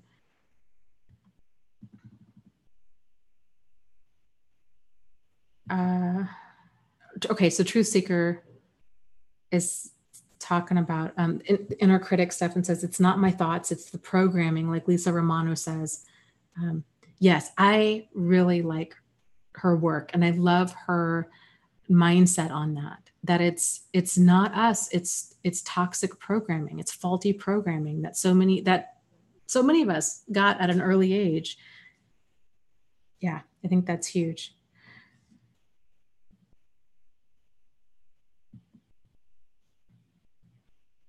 Oh, Jess says, the day he told me he was gay and that he was leaving me for another man, he told me it was my fault he was gay, that I turned him gay because I didn't keep myself up.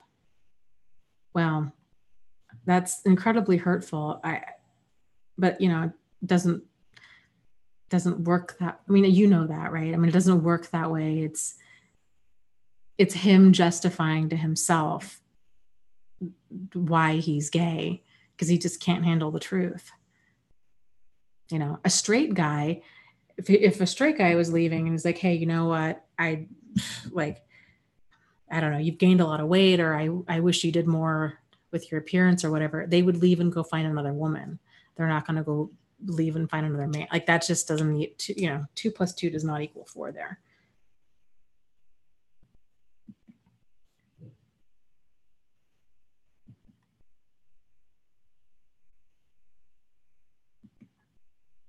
Heather says, Dana, do you know what percentage of narcissists become physically abusive if they've been verbally or emotionally abusive for years? The other night, my narcissist was on the verge of it, I think. Well, I don't know if that's ever been something that's been studied. If it has, I have never come across any statistic with it. But here's what I will say. Okay, so all abuse is progressive. It tends to get worse and not better. But just because it's progressive does not mean it's predictably progressive. So a person might go from verbally abusive, boom, all the way to physically abusive. And this can be, it's important that people understand that, because when you're dealing with a person who lacks empathy, who lacks respect, who lacks all of that, and who has that just huge sense of entitlement, and they don't have any self-awareness, that they just feel entitled and justified to treat other people the way that they do, things can become really dangerous really quickly. And I think a lot of people think, okay, well, things aren't that bad yet because I can still hang on. He's not hitting me, he or she's not hitting me, but they're just yelling at me, or they're just like, quote unquote, this is the kind of stuff that they're doing. But that stuff can escalate quickly. When somebody shows you that they don't have a moral compass, that's really huge and something to really take seriously, because that stuff escalates quickly. I mean, look at Scott Peterson. There was a guy here in Michigan not too long ago who was married to a woman. My guess is that he was abusive before this, but her daughter, his stepdaughter, 13 years old, I believe, went and woke him up because she was hungry. And I don't know if she knocked on the door. Like, I don't know how she woke him up. It doesn't even matter.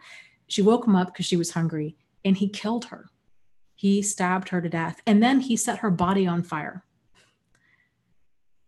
What? I mean, talk about just outrageous stuff. So this, you're just, if you're dealing with an erratic, unpredictable person, you just don't know.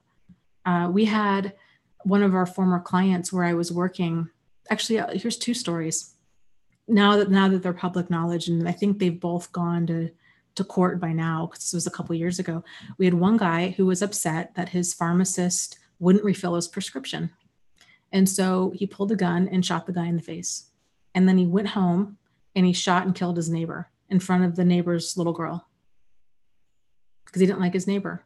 We had another person who, there was a firefighter boot drive, and they slows down traffic and everything because they're out in the street. And this one guy, one of our patients, was upset because he missed a green light because of this. And so he was yelling at the firefighter while the firefighter was yelling back at him. The guy got so upset, he drove around the block, gunned it, hit him with his truck, and then drugged the guy until he, dragged him with his truck until the guy died.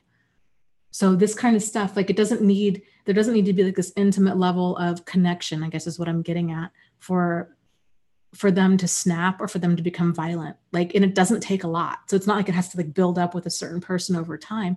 If you're dealing with that kind of mentality, you're dealing with a person who just doesn't care. And if they kind of decide one day they get this wild hair, things can get very dangerous very quickly. So just really proceed with caution. If you're ever feeling like this, if you ever feel like you're in danger by whomever, that's a really clear sign got to get some distance between yourself and that other person. Because if you think about it, odds are you don't have that feeling around other people in your life, especially around emotionally or physically safe people. So those are some real primal, deep feelings. And if that kind of stuff is being kind of kicked off within you, listen to that.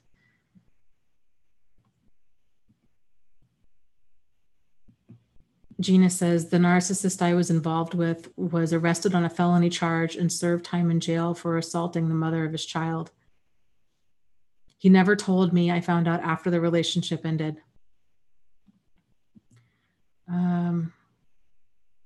Yeah, I don't blame you. That kind of stuff, if somebody's already got a history of violence, and odds are if they've served jail time for it, that's the incident that they got caught. There were probably others that preceded that. I think it's very rare for it to be just like a one-time thing. So yeah, that's some scary stuff. I'm glad that you're not still with him. Truth Seeker, talking about inner critic stuff, says, I thought it was my voice, but as I started learning about NPD, it turned into my childhood abusers. It was interesting. Yeah, that is interesting. Do you have any of your own voice in there, or is it like 100% your childhood abuser's voice? Just out of curiosity. Okay, hero's journey. Did I answer that question? I think that's what I was looking for. Oh, I get it. Okay. Heather asked the question about statistics with verbal and emotional abusers becoming physically abusive, and hero's journey says that they didn't know. And then Heather was responding to that. Gotcha. Okay. I'm looking for a question that Heather asked, but I was thinking hero's journey asked. Gotcha.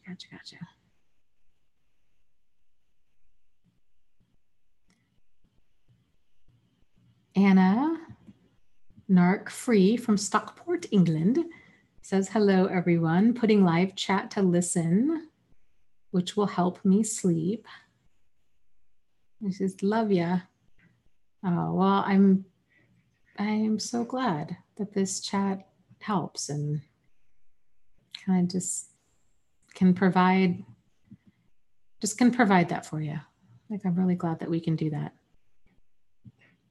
Okay, let me scroll.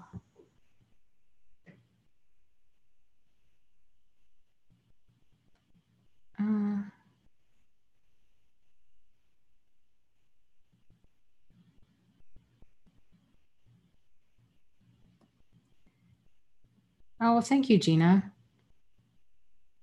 for the live stream donation. I appreciate it.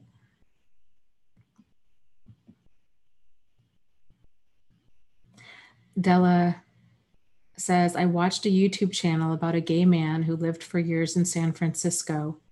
He asked many gay men why they were gay, and many says because they felt rejected by their fathers. I thought that was interesting.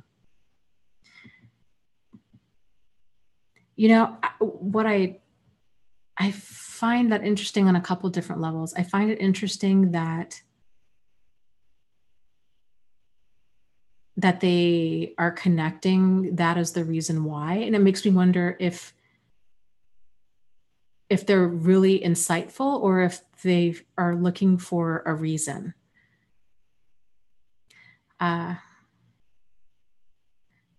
I don't know. Sexuality and all of that kind of stuff it's an interesting thing. You know, I guess here's kind of where I stand on it. Because, you know, there's the whole kind of trans movement and trans rights. And there's a lot of talk about, you know, this is not, or that this is mental illness, or this isn't real, or this, that, and other. And I guess at the end of the day, like, regardless of what's going on with somebody, if they're straight, if they're trans, if they're gay, if they're bi, I think at the end of the day, everybody's got their own challenges in this life. And even if it is that, okay, that there's a lot of gay men out there that are gay because they felt rejected by their fathers and now they're kind of seeking out a father figure. You know, it's just people, I don't know, just sending light and love like their way. And I get concerned with I feel like I see a lot of kind of trans stuff with younger people, like younger and younger people. And that concerns me. Especially when, you know, talking about kids taking hormones, suppressants, and that kind of stuff. And it's just, we're at an interesting place in society with all of that. And I guess what concerns me about the trans stuff is that the suicide rate later on is so high. And maybe that's because they had to live a lie day in and day out for decades. And they got to the place where they were like, I can't handle this anymore. Like, I'm struggling with my identity. I have so much anger. I have all of this. Like, I think there's lots of different things that can be going on with the person. And I guess we don't need, I don't know. I guess it's like, I don't know if we'll ever fully know, you know, kind of what is going on with other people and why we do things that we do. And is it nature? Is it nurture? Is it some sort of combination of both? And I think it's just, at the end of the day, it's just about treating other people, I guess seeing other people as just kind of fellow travelers throughout this life, and giving them dignity and respect. Like, we don't have to have all the answers. And so, I don't know.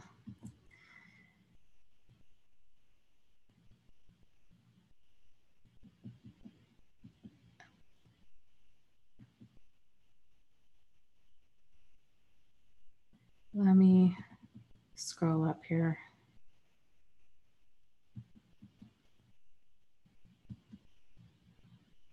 Okay, Hazel, yes, says, my husband physically assaulted our son and I had to report him to child services. He blamed me for reporting it. In his mind, it wasn't his fault.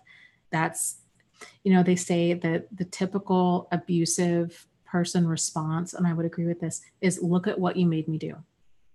Well, I should say, look at what you made me do, because they blame everybody else, or it's that never happened, or if it did happen, it wasn't that bad. Or if it was that bad, then you somehow deserved it. But time and time and time again, I don't know if I've ever heard an abusive, actually, that's not true. There's been one person that I've heard over the years that has fully, openly admitted to having like really destructive, abusive, disturbing behavior. But and it was a guy who was 18. And I think that guy was hands down a psychopath. But the only reason he openly discussed all this stuff is he really wanted an audience for it. That was some disturbing stuff. But most abusers, and they're, because they feel justified. It's sort of like, I really feel like it probably is something along the lines of like when we get hangry, right? And if we're at the grocery store, if you can think about a time, I was feeling this way today, like when you're at the grocery store and you haven't eaten and you are so irritable, and it really feels, it's easy to feel justified in those feelings. Everybody's walking slow, kids are screaming, people are in your way. And it's just, you're so, that level of like self-absorption, right? Of like, everybody's in my way. It's all about me. Don't they know that I have things to do? And you can get all huffy and ridiculous, right? But having that self-control and that level of self-awareness to not act on those emotions. My guess is that with narcissists, it's probably feeling that way all of the time. So it's sort of like, well, you cut me off in traffic. That's why I yelled at you. Or to them, it's either being brutally honest, or they're just quote unquote joking, or they feel provoked. You know, like when I was walking around the grocery store today and I was so irritated by like everybody in there because they hadn't eaten yet. And it was like 3:00 in the afternoon. And it was interesting. So I was just trying to kind of observe the emotions that were coming up within me and thinking like, man, I could see how a person would feel justified, you know, in their mistreatment of others, because it really does feel like, well, yeah, you know, I mean, not that I'm going to yell at anybody, but I'm definitely not going to yell at a stranger for doing their thing. Right. But it feels like we're justified. Like, well, I wouldn't have had to yell at you if you weren't walking so slow, or, you know, who pays with the check at the grocery store? It's the year 2018. Like, you know, I could see how if they feel like that way all of the time, that any little thing anybody did that didn't line up with how they feel the way things should be, that they would feel provoked.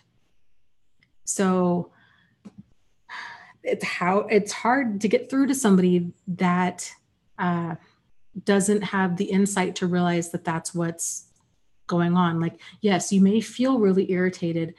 Yes, this person really is moving slow. Yes, this person is actually writing a check. Like, you know what I mean? Like these things are happening, but it doesn't make it okay. Like, you can't yell at people because they're not behaving like you want them to behave. It's just part of being in control of your emotions and being an adult. This is why when people talk about like narcissists changing, I was talking about, it's like a whack-a-mole thing. You can address this behavior one at a time. Angie and I were talking about this yesterday, if you guys saw that live stream over on her channel, of how abusers really think that people have that one mind. And I think it's that same mentality. It's just on steroids. And it's all the time, where it's like if they feel like they're saying the truth, even if it's hurtful, they don't understand. They're like, well, I'm just saying the truth. It's the same thing. Like, they don't understand if you say, hey, if you're on a road trip and you're like, hey, I need to go to the bathroom. In their mind, they're like, you can hold it because they don't have to go to the bathroom. Or if you're hungry, and I think this is how like a lot of like child neglect stuff happens, because they're not hungry. They don't understand how you could be hungry. Like, there's this huge disconnect with empathy and understanding other people. Like, other people might need to use the bathroom or might need to eat, or they're going to have their own wants and needs and feelings outside of us, right? The rest of us understand that, but narcissists don't. And that's a problem. And that I don't think that's teachable to the degree it would need to be in order for a person to really like be fully functioning in society. Okay, let me scroll down.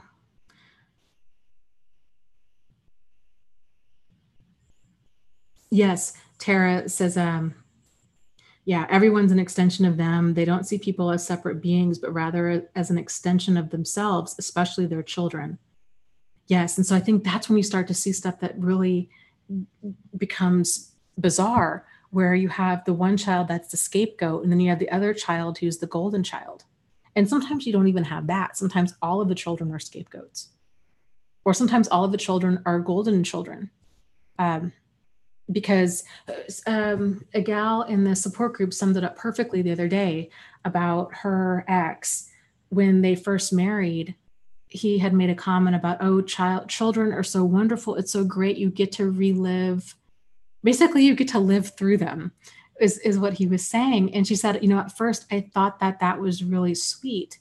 She says, but now, fast forward, I see just how big of a problem that is, because then you're not allowing that child their own identity.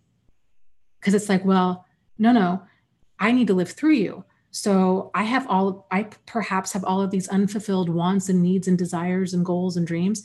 And so I need you to take the baton and run with that. But even still, even if a child does that, it's going to trigger that narcissistic injury, because it's like, I want you to go out and be everything that I haven't become yet, but I also don't want you to be better than me. It's just like, it's so twisted. And then you get the scapegoat child. So the narcissist sees everything that they don't like about themselves reflected back in that child. So, and then of course to that child, the child's like, well, I just thought everything about me was bad and wrong. Because as children, we look to adults to validate us. That is just part of how we learn to understand ourselves as children.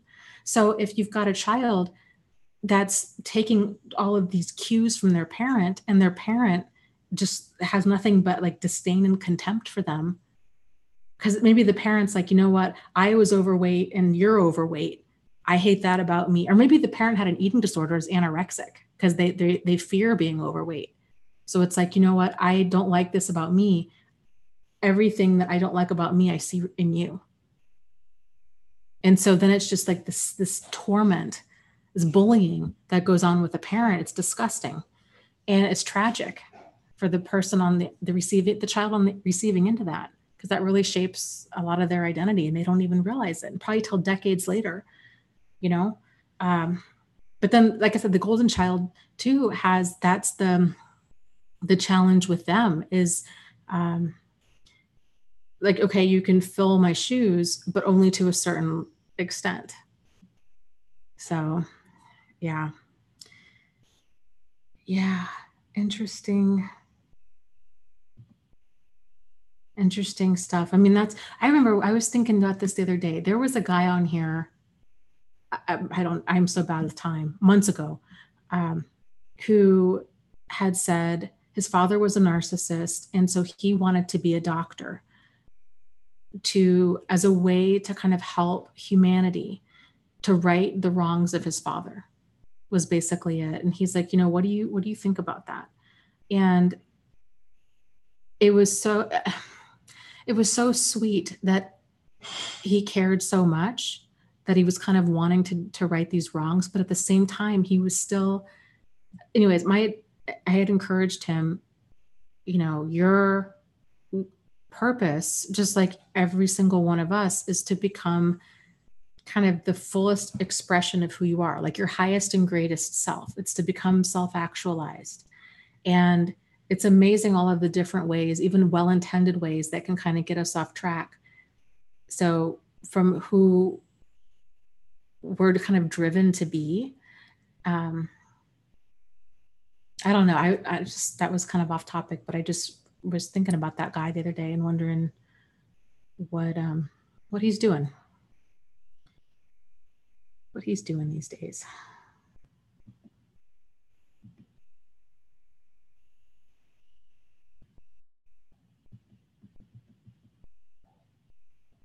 That's a really great point. Stephanie says narcissist parents can flip roles of the kids.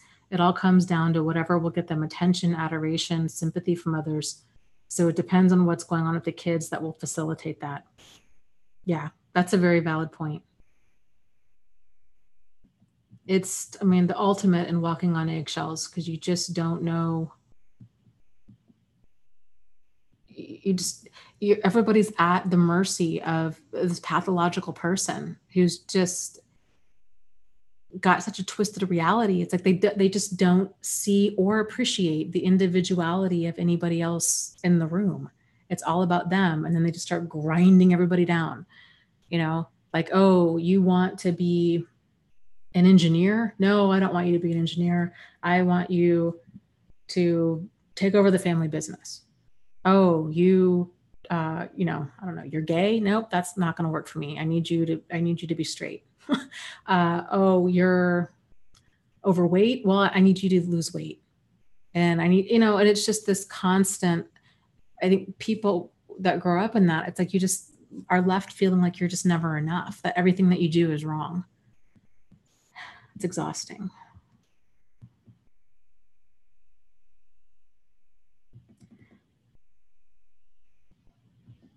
Okay. Let's see here.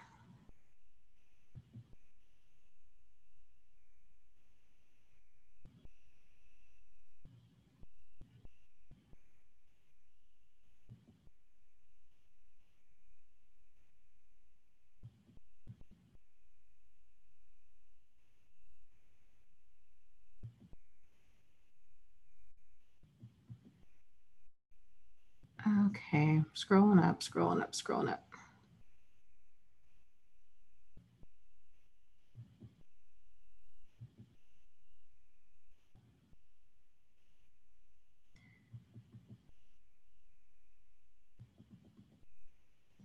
Okay, let's see here. Lots of stuff going on in the chat here. Hazel asks, does anyone else find that narcissists can be completely emotionless? Yes. It's interesting how much of a spectrum there is with this kind of stuff. I hadn't thought of it in that way until I started doing my YouTube channel. And then I had a bunch of people, I had quite a few people periodically ask. They're like, how do I know this person's not like autistic? And I remember being confused by this because I was like, I'm not, because I guess I'd worked with so many autistic patients and clients over the years that it was like, to me, I don't see the connection. But now I see on like the more mild end, like what they were talking about. And it's that kind of effect, that more like emotionless approach to things. And I have experienced that. There's one person in particular that comes to mind. I didn't like make that connection until, like I said, a couple of years ago. But yeah, that's pretty strange. Where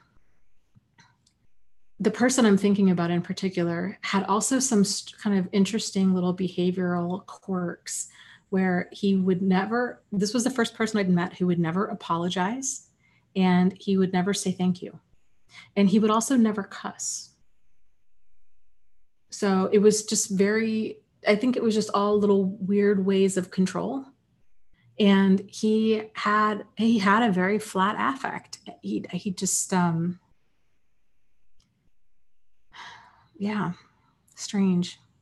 So I think the different kinds of this kind of stuff comes across in a wide variety of ways. And you know what? There may be some kind of autism spectrum stuff going on as well. There's nothing that says that a person has to be like one or the other. I mean, there can be crossover. So, and I don't say that, I don't want to give people that are autistic a bad rap, because like I said, I had a hard time understanding this for a long time, because the people that I had worked with before, that I've worked with a lot of people that have been on this scale of autism, and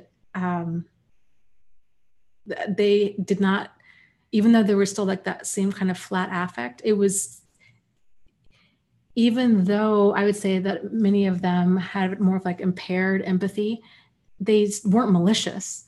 They weren't,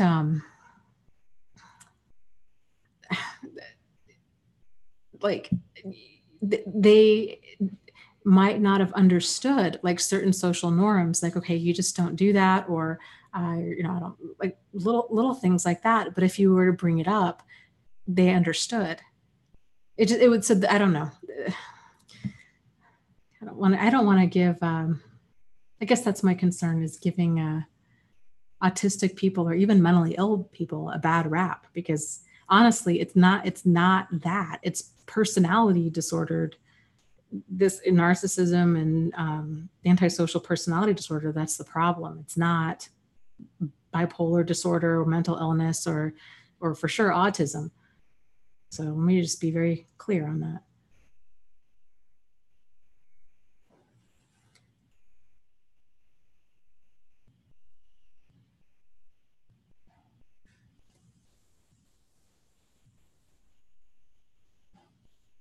Jennifer asks, can narcissists still give compliments, or do they totally steer clear from that because they lack empathy? I think it depends on kind of where on the spectrum you're talking about. So if they have some degree of emotional intelligence, so more in like the not so far on that scale of emotional intelligence where it's all about them, right? They just kind of suck the air out of a room. There's kind of this inability to effectively connect with other people. It's kind of like, quote unquote, like that guy or like that girl at the party, right? That just talks and talks and talks about themselves nonstop.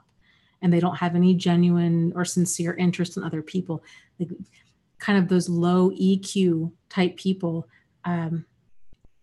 may not really do compliments, but more like the higher EQ ones that are very charismatic. They're very like manipulative. They know how to read a room. They know how to become. Hold on a second, Kitty. What are you? Oh, sorry, the cat is doing something. They know how to, be a social chameleon and say all the right things and do all the right things. Those kinds, yeah, they can say and do and become anything that they need to, like the Bill Cosbys of the world. Or I'm trying to think of some other examples of like, that's nothing. Nobody else is coming. I don't know. There's just so many out there, but nobody else is really coming to mind. But just that real charming type persona. So, yeah. Jess says, my narcissist is very charismatic. People gravitate towards him. I don't get it. Oh, yeah. I mean, both of mine were the kind of person, they were seemingly like amazing people. I had such a hard time connecting the dots on this because so many things didn't add up. Like I had it in my mind that a sociopath was, just like the stereotypical like the Charles Manson of the world. Like you'd see them coming, right? That they weren't friendly, that they were kind of lived on the fringes of society, that they, weren't into rules and norms and like the Unabomber kind of person. And the two that were in my life were not like that. Well, they kind of were. The first one was kind of like that, but I saw that as more of him like being a free spirit. But they were both very handsome, very charismatic, very helpful, the kind of people that would, help shovel the driveway in the wintertime and kind of always there to give a helping hand. Like you would just have never, they were such different people when you saw like the double life kind of stuff slip out. It was just wild. So, oh, yikes. Mark says there is a serial killer who was on the old dating game show. Yikes, that's terrifying.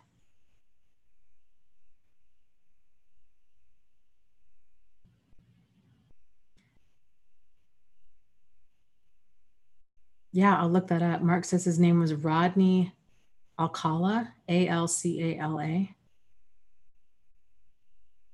Yeah, I'll check it out. Well, like Ted Bundy, right? Ted Bundy was very handsome, very charming, and he would lure women and he would wear a cast. And it's the whole kind of thing, like we don't fear what we pity. And so you see somebody that's struggling with groceries and they're dropping stuff because they've got a cast on their arm or their leg. I think most people, male or female, but I think probably especially women, are going to be quick to offer help. And that's how he would get within grabbing distance of him, and he'd throw him in his car, and that's how he would get his victims. So they all operate in different ways. I think that just goes back to, I guess this is such an important thing. Like, all the tactics are always different, right? So like Ted Bundy had this whole shtick that he did of pretending to be, he's harmless, right? He's got a cast on his arm or his leg. Like, he would kind of play the part of the baby bird with the broken wing. And he was very handsome, and he just would seem very inept and non-threatening. But then you've got people like, Harvey Weinstein, who just come across as like a creeper, pervy weirdo. And right out of like the gate was really kind of, using that power and control to leverage that over people. Like, hey, I can either make your career or I can ruin your career. And just this unequal balance of power. The guy that one of the founders, or the founder of Scientology, was very psychologically, probably also other ways too, abusive to his ex-wife, and would make threats to her about killing their daughter, and would say things like, oh, you're never going to see her again. And if you don't do what I want you to do, I'm, just all kinds of like horrific things that no parent would ever want to hear. So they all come across in different ways. Some yell, some are very charming, some are very aggressive, some are very docile, some are very intelligent, some are very dumb, some are very handsome, some are very not handsome or good looking, right? Some are very educated, some are not. Some are male, some are female, some are gay, some are straight. They just come in all different walks of life, and they have all different kinds of tactics. And we can't even begin to fathom all of the different ways that they can go about manipulating. The good news is we don't need to figure it all out. The key to this really is to turn inward and to figure yourself out. If you can really, at a minimum, get in tune with how something feels when it's off, that's going to be your earliest sign that there's a problem. And I think to let go of that need of needing concrete proof. It can be so hard. It's so easy to feel like, oh, I'm overreacting. I don't want to be rude. I don't want to be judgmental. These kinds of things. I don't want to feed into any stereotypes. I don't want to be offensive. I don't want to, whatever might be going through a person's mind. Like, if something just feels off, it's just important that you get some distance, physical distance between yourself and that person. So, and then to realize it's okay. There's going to be people in your life that are emotionally or physically or both unsafe. And to recognize that feeling when you feel it, and to realize that you don't need to wait for them to prove you right. Just having that feeling is enough of a sign to pull back, because that feeling isn't present with people that feel emotionally safe. Yeah, Brandy says that need for concrete proof has held me up. And W. Russell says, yes, if your gut tells you something is wrong, then it usually is. And Gina says that, yes, I no longer feel the need to be able to prove anything to anyone.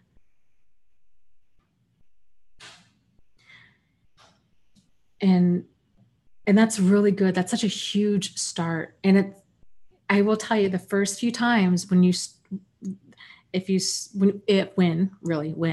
come across the next emotionally unsafe person, it can spin a person back into confusion. Is it me? Is it them? Do I have issues with my past? And we can logically put it on a list, right? And try to sort it out. Well, this is what they're doing. But 9 times out of 10, you're not going to be able to point to it, because a lot of this stuff, it's just small, subtle things that we think are nothing, because we're looking for that big kind of grand unveiling that yes, there is a problem. But oftentimes it's these little kind of micro expressions. It's body language. It's the way a person kind of looks at you for a few seconds longer than a normal person. It's certain words that they use. It's certain things that don't add up. And we can feel really petty thinking like that's weird. I remember I had mentioned this before. I went on a date. I went on a few dates with this guy. He was actually the reason I started my blog, because I was I hadn't come across an emotionally unsafe person since the second sociopath in my life. So it had been a few years, and then I came across him, and so it was back to me feeling like a sheet in the wind on the inside.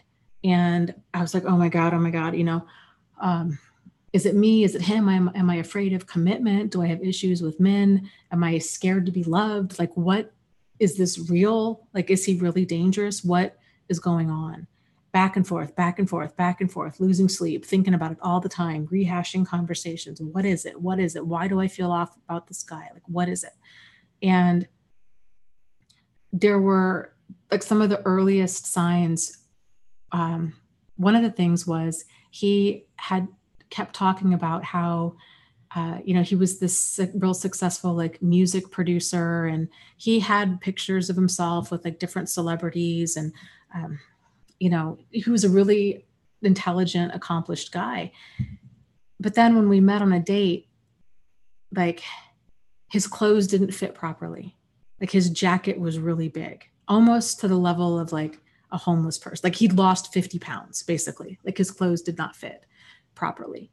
And he drove a BMW, but it was an older BMW. And then he'd stop to get gas, but he only got half a tank. Like little things like that, where I felt, and I'm like, if you know me at all, it's like I'm not materialistic at all. So it wasn't even any of that stuff. It was that things didn't add up. Like the way that he'd presented himself was different than certain little actions. But I felt really judgmental, even questioning that, but that was the start of it all. Like there were so many little things like that just didn't add up about him. And it kept growing and it kept growing and it kept growing. And finally I just had to leave because it was,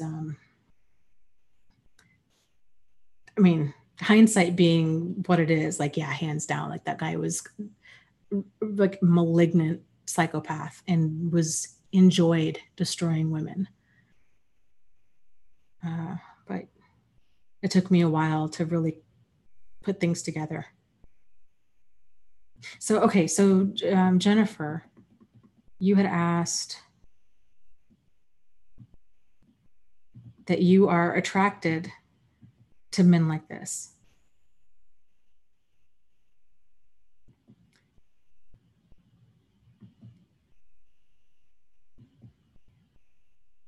So let's talk about that for a second. So,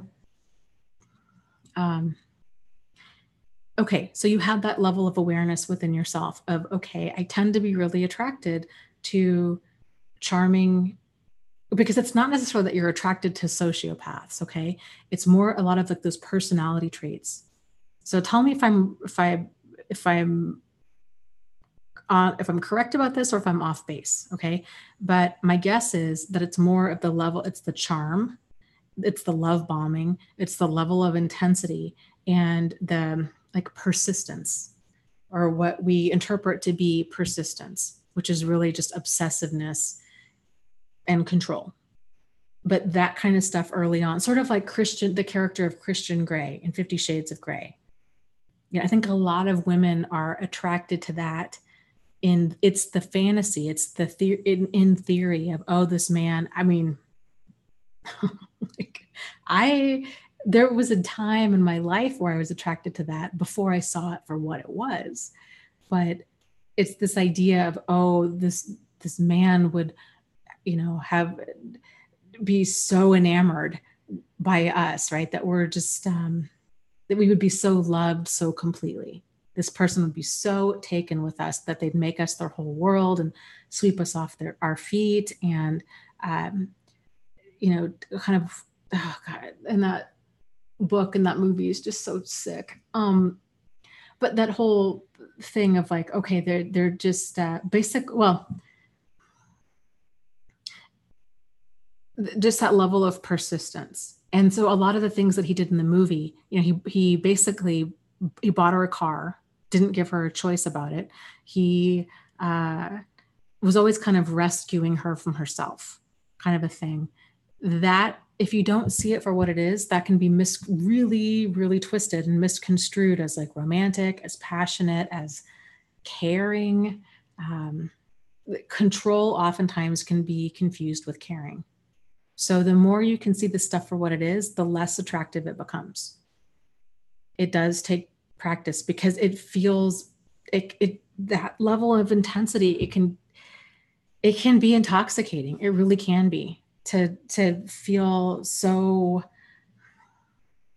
you know, so loved and so important and so cherished, especially if a person hasn't had that in a healthy way before.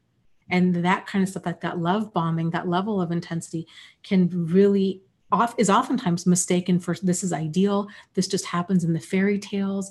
I won the relationship lottery. That's how that kind of stuff feels. And it's not, it's really twisted and toxic. The kind of a spin on that is probably the best example of this is the movie How Stella Got Her Groove Back. It's an old, I don't know, you probably would have been pretty young when that came out, but I don't know if anybody here is like my age, then if you've seen the movie, it was, you know, here's Stella. I encourage you to watch that movie because I think it's a great example of what a charming, very sociopathic man without the control, assuming control, can come across.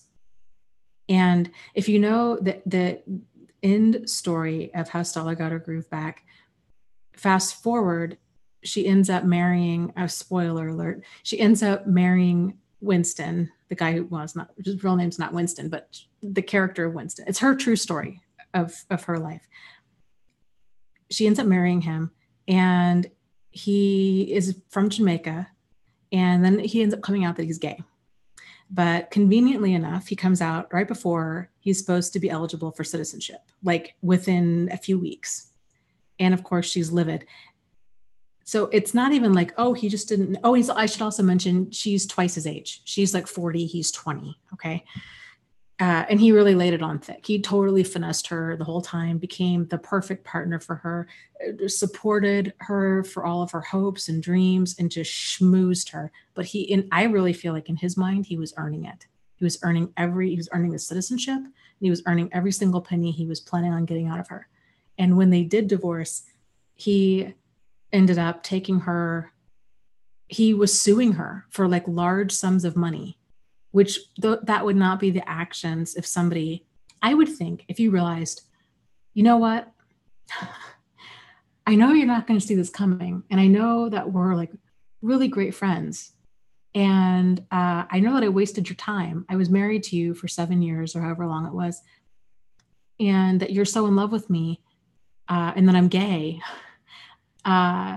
You would think a normal person would be like, and I'm so sorry.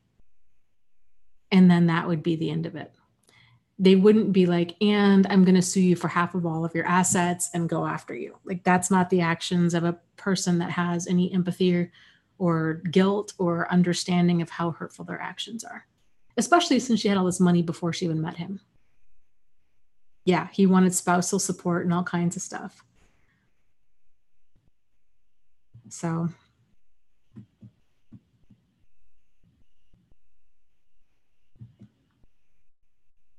And this was before the internet. Like, that movie was pre-internet. And so people didn't really realize, like, hey, this is a scam. Like, a lot of people, these people do this in different countries, is they target tourists. And it was, you know, it was all about citizenship. And it's interesting to see. And so if you do watch this movie, pick up on how he's finessing her, pick up on the things that don't make sense. it's interesting the stuff that she put in the movie, not realizing, I think, how significant it was. Because when I go back and I watched that movie, because I used to love that movie, that I just thought it was a great love story, and it was just so cool. And he was so supportive and blah, blah. Oh, here's another thing. So the author, Terry McMillan, had said, they were on Oprah, her and the Winston guy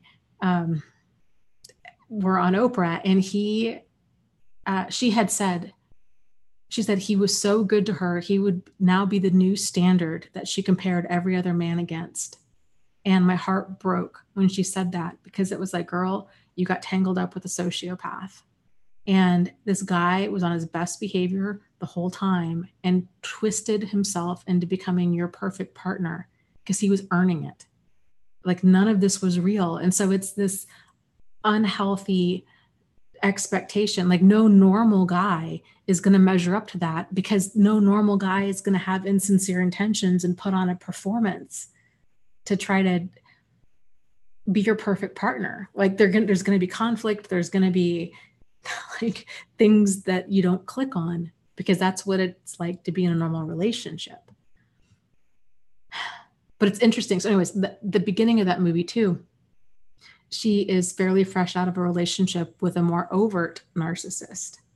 And so here she is, vulnerable. Her best friend is like, come on, we need a girls' vacation. They go, or she ends up going to Jamaica. I think maybe the first time she went with her best friend, I don't remember. And, and then crashes into this covert narcissist, basically this guy who's incredibly charming.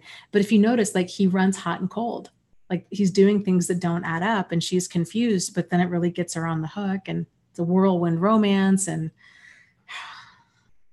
I don't know, lots to learn there. But I guess the point of that is, when you can see this kind of stuff for what it is, it's not attractive. It comes across as problematic. It might come across as attractive to other people who don't see it or who've never experienced it. That's its own level of crazy making, because then it can be really easy to think, oh no, it's my PTSD. I have issues with men or women.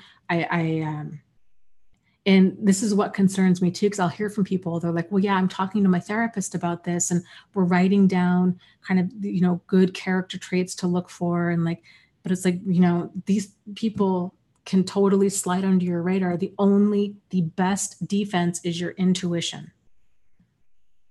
because they can come across as everything you've ever wanted and then some. And that's a red flag. Like, charm is a red flag. So a person, this is what threw me off for so many years. My history is, I used to work at a domestic violence shelter. I used to teach warning signs of abusive men, basically, of abusive men. And it was all of the overt signs, control, jealousy, how do they handle like frustration or criticism, or when you disagree with them, yelling, verbal abuse, name calling, hitting, these kinds of things.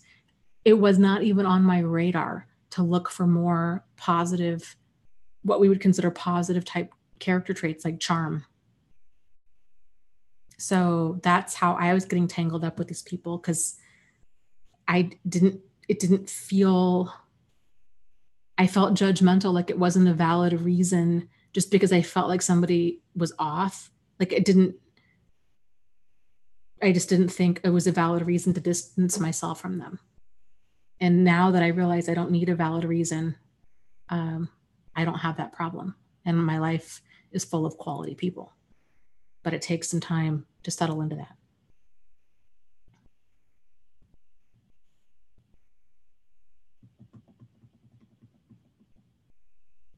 Okay, so Jennifer, I'm sorry. That was a big rambling tangent I just went on. I hope some of that resonated. Beth was saying, yeah, this is what happened to me, just like that, Dana.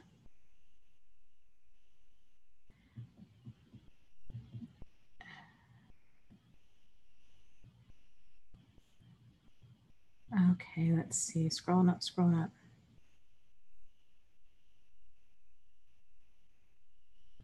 Yes. Maya says, yes, it was sold as a true love story that her ex was the bad guy in the movie, but then she chose another bad guy. Yes. And she didn't even realize it. I think there's so many lessons that we can squeeze out of that movie. I even wonder to this day if she understands what happened. I kind of don't know if she does. I mean, that interview that I saw on Oprah was old. It was a while ago. But um, it's interesting too in the movie, you see her family second guessing his intentions and him just wooing all of them, coming across as so in love with her and just so charming and everything. The two that I had in my life, the first guy, both of them met my mom. And uh, the first guy, my mom didn't tell me this until we broke up and everything hit the fan. But she had said that she didn't like him from the moment she met him, that she just felt like he was evil. And she doesn't normally talk like that. I've never heard her describe another human being or anything in terms like that. She just got a really dark vibe from him, even though he was incredibly charming. The second guy, everybody freaking loved. Like they just adored him. And my mom, even one of the last times I saw her, was like, oh, it's just too bad that he was like that things didn't work out and that, you know, like that he's a sociopath and blah, blah. And it's like, well, yes, I guess it's too bad that things didn't work out. Like, but we never knew him. Like, yeah, I mean, you liked the guy that he pretended to be. Everybody would have liked that guy. He was funny and handsome and intelligent and seemingly so in love with me, but and so good to me, but none of that was real. Like he had a whole other life going on, so you can't hold on to the fantasy. You got to stay in the reality.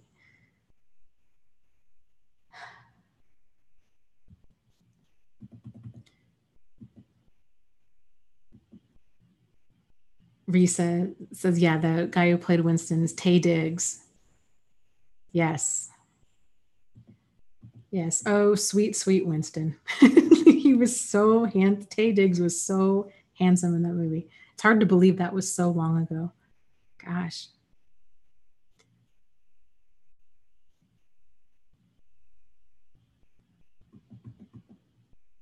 Okay, let's see.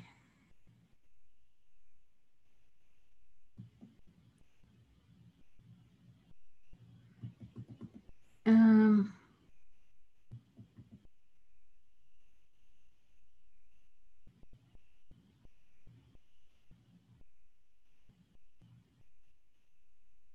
Jennifer says, okay, so in September, I have a plane ticket to see my long distance boyfriend. He has been needing a new laptop. He wants me to buy one online. He wants send it to me and then have me bring it to him.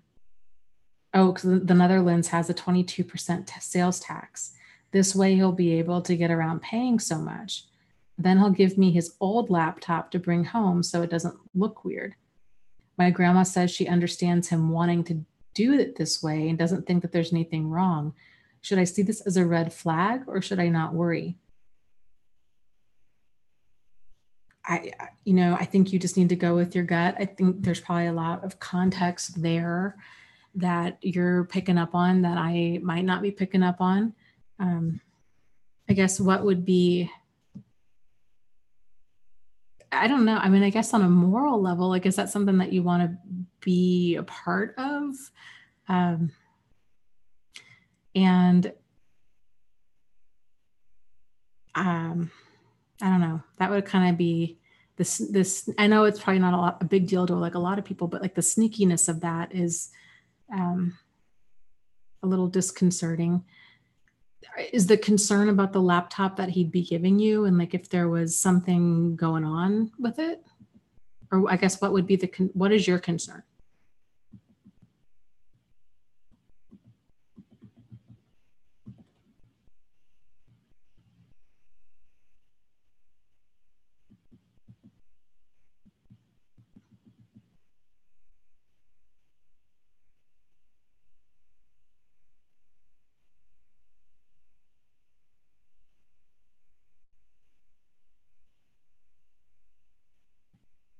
Oh, wow.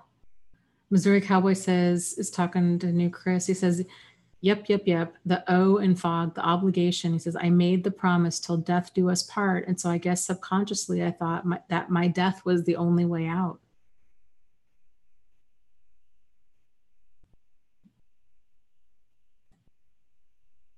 Wow. I think a lot of people feel like, if I can still hang on, then it's not a problem. But then that stuff, man, it just compounds, and it so quickly can just, it's amazing. And it's amazing, like how quickly something can become our new normal, and it's such a hard way to live. And so when a person thinks, well, I'll just stay here until I can no longer hang on, like, it's just such a slow descent into that boiling water, that things can get so bad, so either so quickly or over such a long period of time that we don't even realize it. And it's like, man, actually, I think I really needed to let go a long time ago. Like, this has been absolutely unbearable or intolerable for so long now that I can't hang on. And like, I don't even know. You're just so exhausted by the end of it. Like, I don't even know what that looks like to let go, or what I'm doing here or anything. It's just amazing how that kind of stuff can become the new normal. Christina says, I had a 10-year marriage of a waste of time. Sad.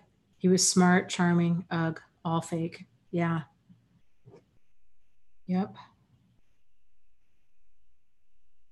I'm so sorry. It's such a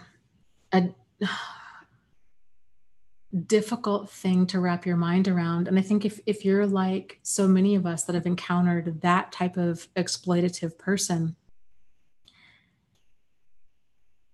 it messes with your mind in its own way.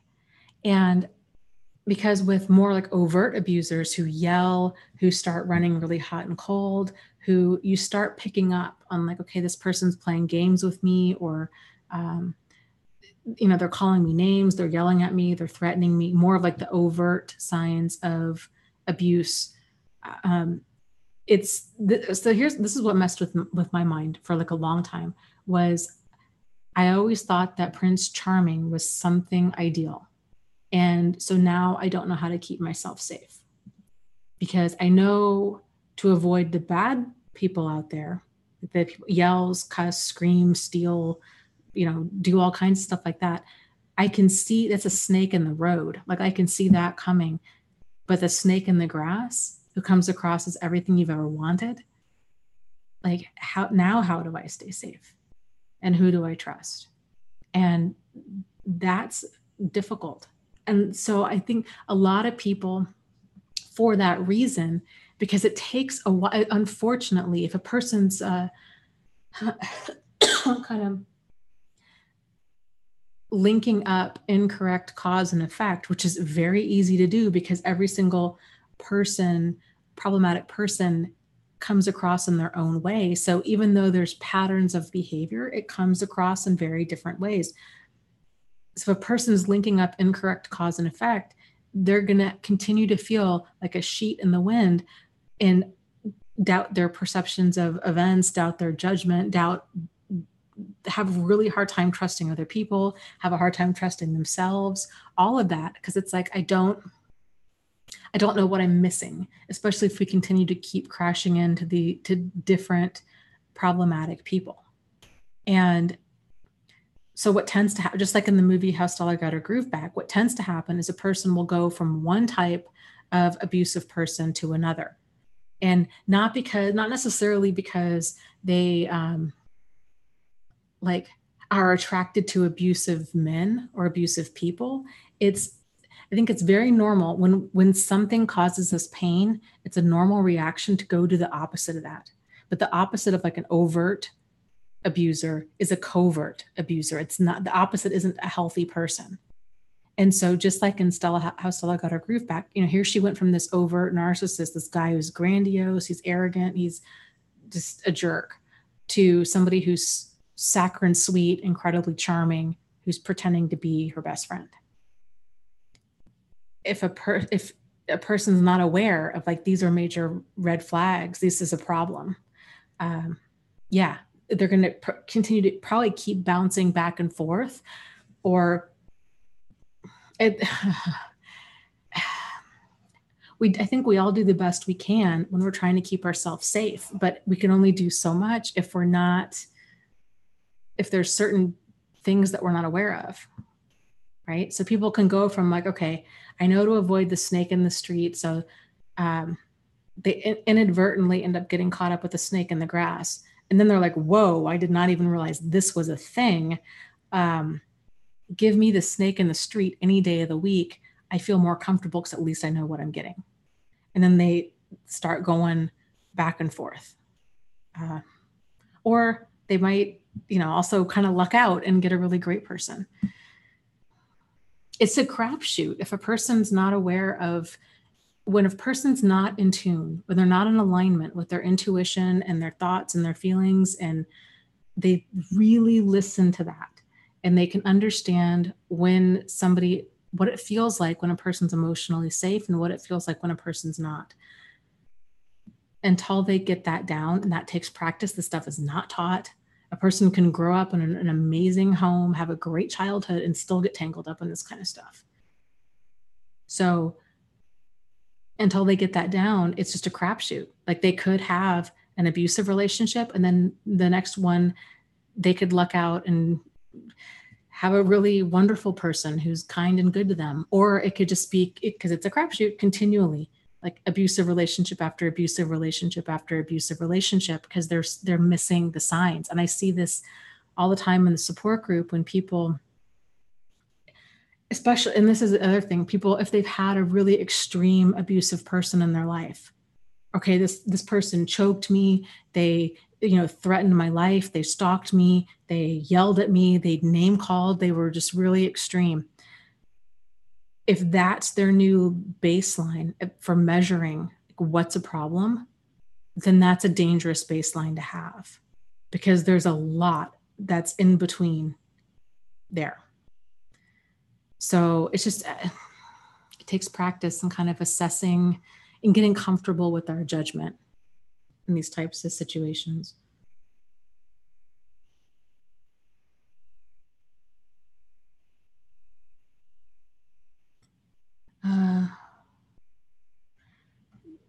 Ready for Life says, how about the narcissist's family? Does he or she necessarily come from a narcissistic family too? My ex-abusers is very attentive, but I'm afraid it's just a love bomb. I don't know. I don't know if there's really any, like, if we can really pinpoint, why people tend to become the way that they become. I think the prevailing thought is like, oh, hurt people hurt people. If a person's abused as a child, they, more often than not tend to grow up and become abusers. The problem with that is that there's lots of people that are hurt as children who have narcissists as parents who don't become that way. And in addition, there's lots of people that have wonderful parents, and then they turn out personality disordered. So there's a nature and a nurture component there. There's the people that I've known in my life that have been like really, that I no longer have contact with, that have been really ridiculously like problematic. They didn't come from like a perfect home, but it was significantly better than the house I came from.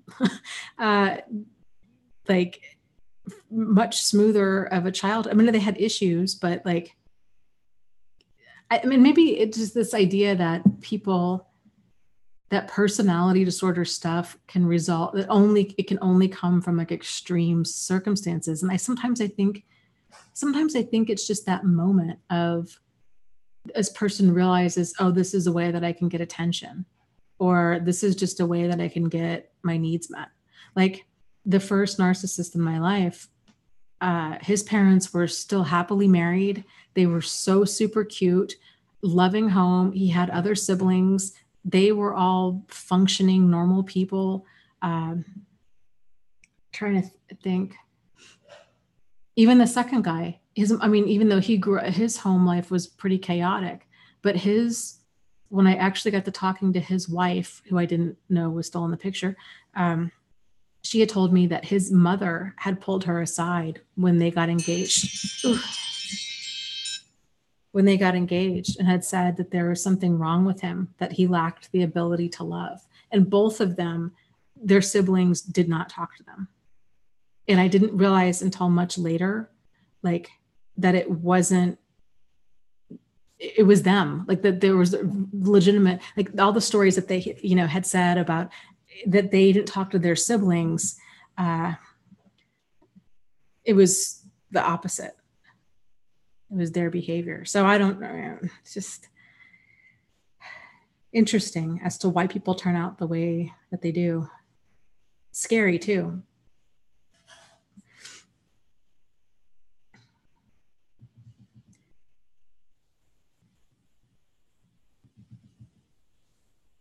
So people are talking about different types of relationships and stuff in the chat here.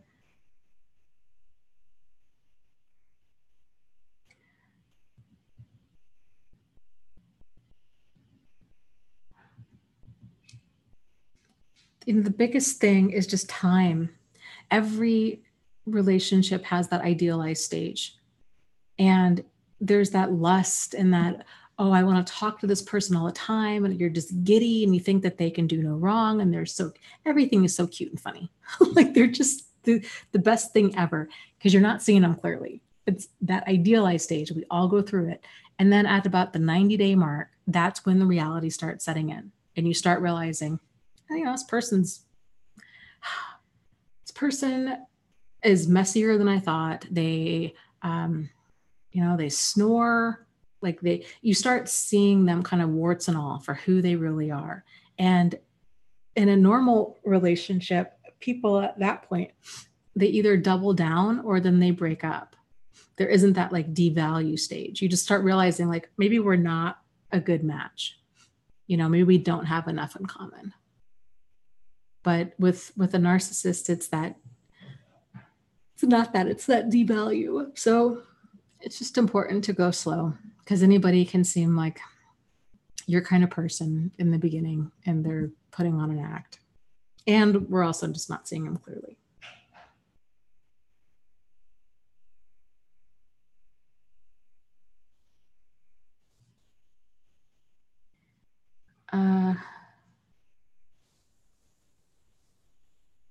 Okay, so Jennifer asks, well, when you grow old together, though, aren't they still supposed to seem like the best thing ever?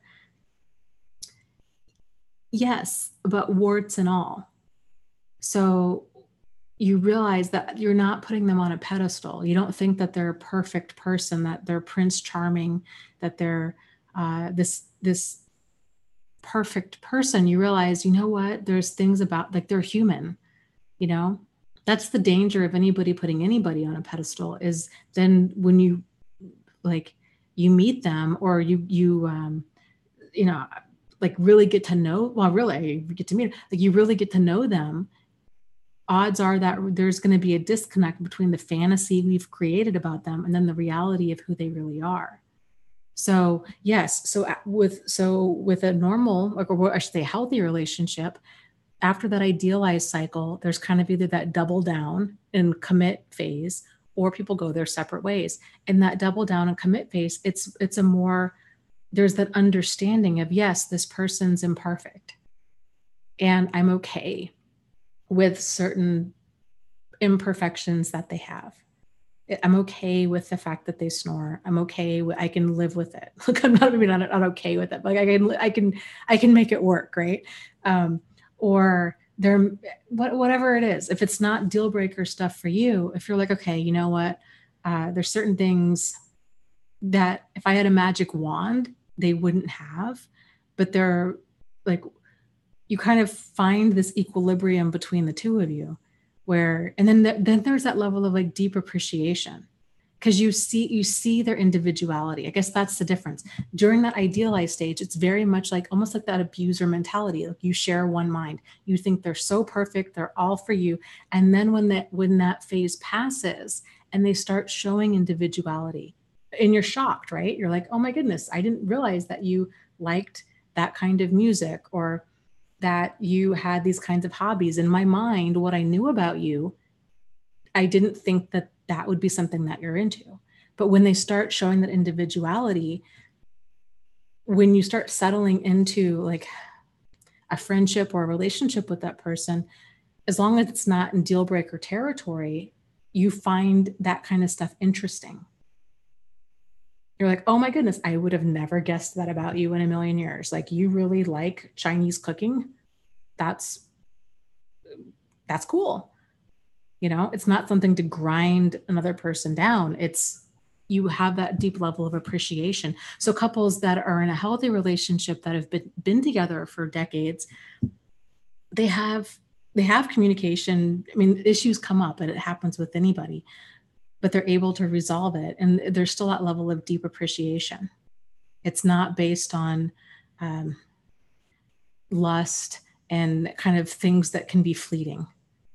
It's just based on that deep appreciation for who that person is, if that makes sense.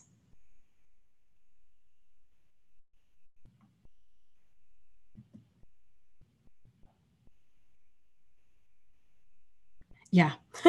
Jennifer says, yeah, so like when I found out my boyfriend has problems with snoring badly, I thought it was cute, even though it was annoying after a while. But I know that if we were to live together, it would have to be addressed. Yeah. I mean, and then you have to kind of figure something out. You're like, okay, well, like, how can we make this work? You know, is this something like, can he sleep at a certain angle? Does anything help with the snoring? Does he have sleep apnea? Is there something going on? Can you move to the couch in the middle of the night? Like, what's really, because sleep is a big deal. Like, what's going to be the solution here?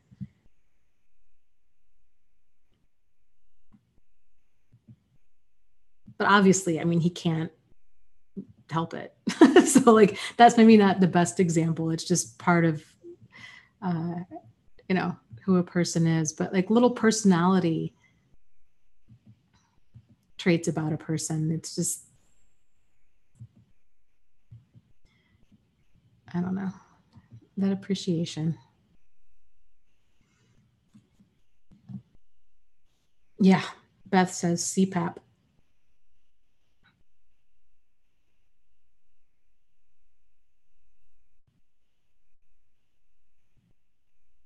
My mother has a restless leg syndrome, and there's been a few times where we've had to share like a bed in a hotel room when we've been on road trips and stuff. And oh my God, it's like sleeping with Thumper, the rabbit from Bambi. Just her legs are just going like, ah! I can't do this. I don't, yeah, sleep is important. So kind of knowing your limits. Now I make sure we have a hotel room that has two beds, because that does not work.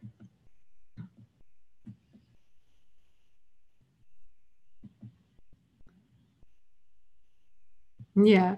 Maya was saying, you know, the person has foot odor and gout, but I still love you. Yeah, you just realize that they're human, right? I mean, and I think it's important to see a person in different situations. Like, how do they handle being sick? How do they um, how do they normally look? I think that's a big one, especially with women, especially with women that wear a lot of makeup. Because I remember I was talking to a guy, this was years ago, and he was saying that he, frankly, he was pretty misogynistic. I just didn't see it at the time. But one of the things that he was saying is he was talking about how makeup with women is manipulative. And I was like, give me a break, lighten up. With women, we don't necessarily do this for you guys. Like, if I wear makeup, it's for me. And anyways, And then I started seeing some makeup videos on YouTube. I hadn't ever watched like beauty gurus and stuff before. And I was like, oh my God, I totally see what this guy, it's still kind of misogynistic what he was saying, but I'm like, I totally see what he's saying. These women look totally different than how they normally look. And, you know, so yeah, I could see if a person falls in love with a person looking a certain way, and then, you know, a month in, they look like a totally different person. It's probably good to know like what this person actually looks like, you know?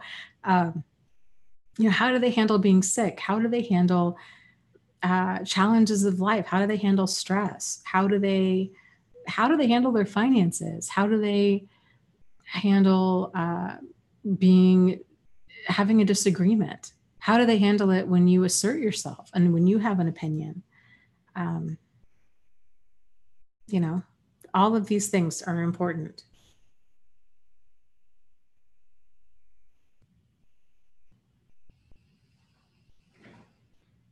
Maya says, I wear a lot of makeup and my ex was obsessed with seeing me without it. I look better without makeup, but prefer the art form. And if you're one of the lucky women that look great without makeup, and there are quite a few out there that are so super cute either way. But yeah, they like to play with color and they like to change up their look. I mean, there's nothing wrong with that, but I think it's probably a good, when you're talking like radical difference, I think it's probably good for a person to see, just like, hey, I don't always look this way. I look like this on Friday night, but come Saturday morning, I'm wearing sweatpants and I have my hair up in a scrunchie and like, this is how I look. So if they're having this creating this fantasy of like, oh, she just always looks like an Instagram model 7 days a week. It's like, no, that's on special occasion, right? Like that's not me all the time.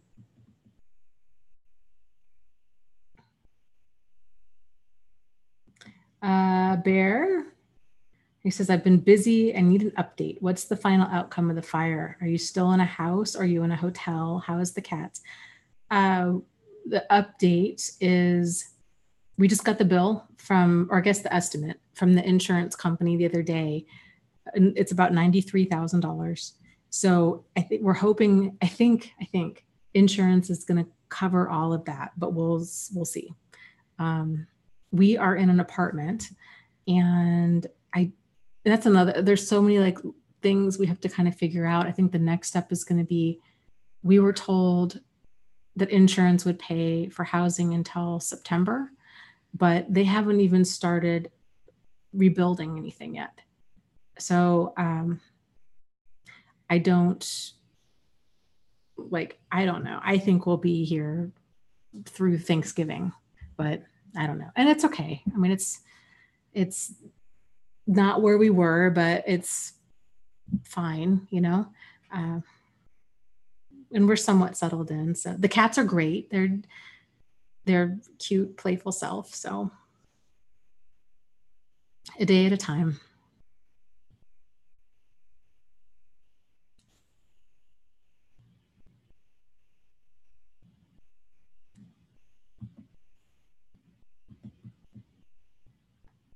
Okay.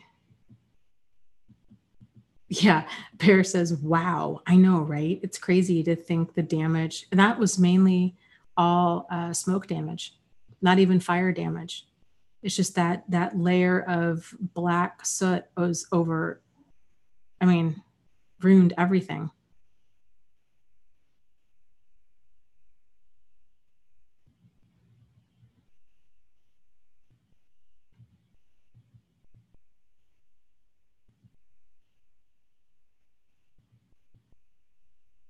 Let's see here.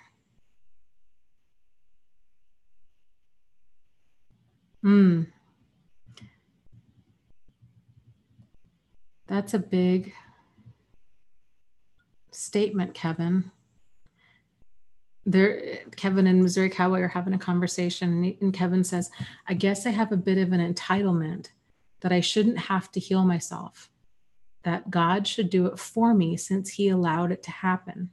Also, how can I give him full credit if I'm doing most of the work, even if the strength is from God? He says, I'm not trying to be rebellious, but these are just the thoughts I have that rationalize all of this. I get it. I think a lot of people struggle with feeling that way. I guess here's kind of my thoughts on it, is that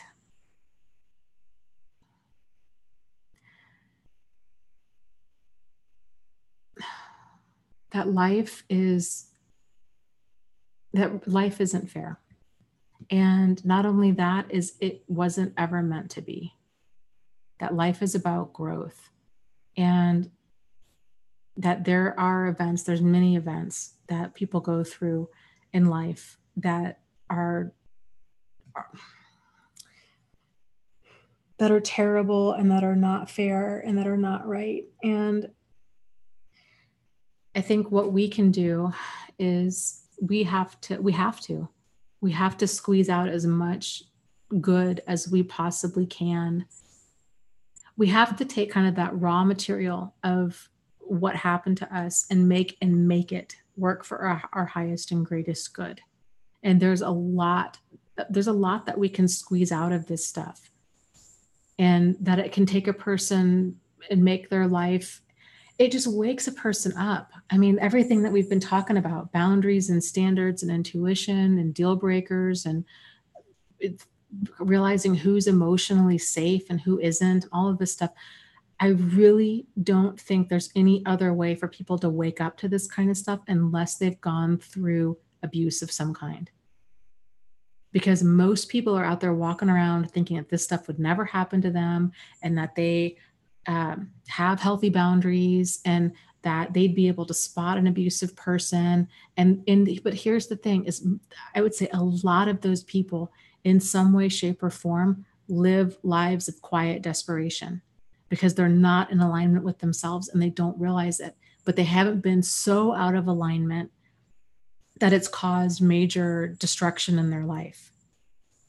And I almost, in some ways, I pity that, because your life doesn't start working for you 100% until you get in alignment with yourself.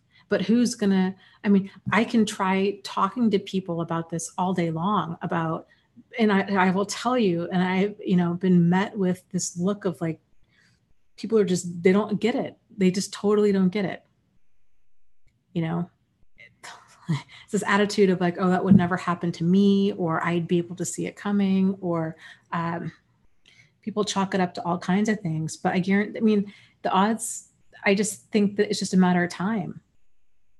If a person's not listening to their instincts, like, you can only go for so long in your life before that's going to catch up with you. Either it's going to be a bad business deal, it's going to be a bad money deal, it's going to be an online scammer, it's going to be, an abusive relationship. It's going to come out in some way, shape, or form, especially because these scammers with the internet and all of this stuff, like, scammers getting better and better and better and better. They're continually refining their game, and they're playing it on much more people, like a mass level. It's a matter of time.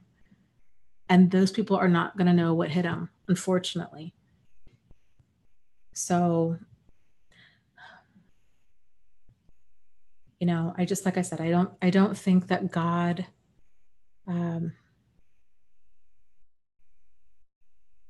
I think if God were to just miraculously heal us, in many ways, we would almost be cheated out of learning these lessons. Like, I think the only way to learn them is through this tremendous amount of pain. It's having your life blown apart. It's going through the process of picking back up the pieces. And I know that can sound re-victimizing and unfair and really angering, because it's frustrating to be like, I shouldn't have to heal. Like, the abuse was bad enough, and now I've got to go through all of this time and energy and effort to fix my life. Like, I shouldn't have to fix my life. Like, I'm not the one that blew it apart. It was this other person, But I think if you can,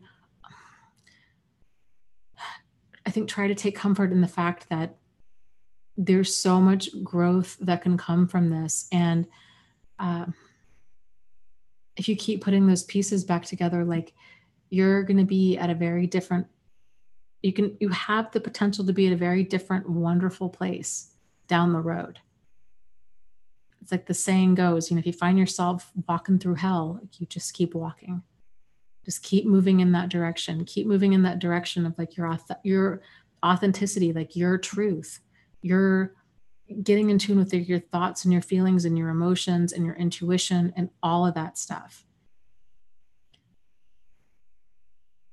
I think something that kind of gave me peace with my situation, because I had so much anger at the two people in my life that, everything just blew apart twice. It was just kind of the realization of, because I was out of alignment with myself, because again, this stuff's not taught. So it's not like it was just me. Like I just didn't have it figured out. Like nobody really has this stuff figured out unless they go through this. And not only unless they go through it, but then they've got to learn all of the right lessons. And that's there's so many different ways people get derailed from really truly fully healing from this. But I think, I realized if it hadn't have been Jack and Steve, it would have been other people. Like it would have been a crapshoot. I would have continued to come across problematic people. I would have continued to misread the situation, and I would have continued to been victimized. If it wasn't them, it would have been somebody else, or it would have been a crapshoot,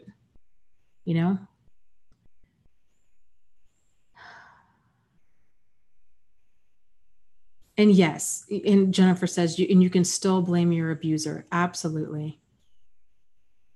Absolutely.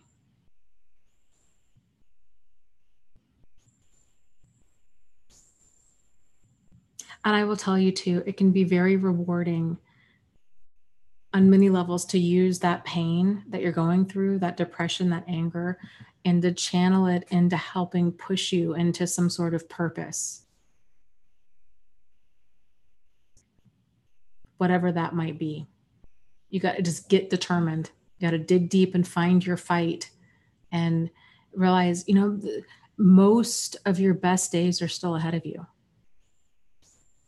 You got dealt a bad hand in a couple different ways, and like, okay, okay, like, it feels re-victimizing saying it, but I think just keeping that perspective of, life's not fair and it wasn't meant to be.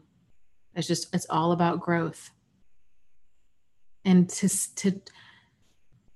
and again, I don't mean to minimize anything that anybody's gone through, but kind of keeping that perspective of like, because it can be so easy, that pain can make us feel so cheated, but I think realizing, okay, well, compared to who? Compared to the person that's homeless, or compared to the kid that had polio and grew up in an iron lung, or the people that died in the Holocaust, or, like, I think there's lots of people that have a lot of stuff, and we've got our own stuff too, but it's not, I guess what I'm saying is it's not just you, like you're not alone. There's a lot of people that are carrying around a lot of stuff. It's just most of them you just don't know about it. But you're not alone in this, and you can work towards rebuilding your life, and you can work towards building an even better life than you had before. But it's okay. Like Jennifer was saying, it's okay to be mad at your abuser, and to be mad at what happened to you, and to even be mad at God. God can handle it. God can handle your anger. So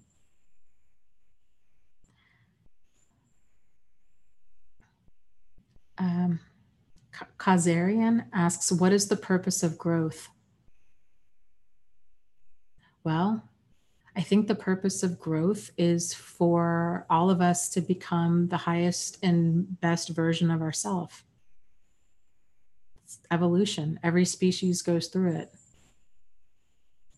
Traits develop often as a way of like adapting to our environment. It's true for all species. So that the difference and the kind of the exciting thing with human beings is that we're all unique. So instead of letting that pain define you, like letting it reveal you, making that conscious decision right now of, okay, I'm going to take what happened to me and I'm going to turn this anger and this depression, as much as you can with depression, but turning this into rocket fuel to really launch you to that next level, and dig your heels in and get determined of, okay, I'm going to start taking care of me. I'm going to start nourishing me. I'm going to just start shoveling all of this energy into a positive direction in any way, shape, or form. If that means going to the gym, if that means cleaning out a junk drawer, if that means, whatever that might mean.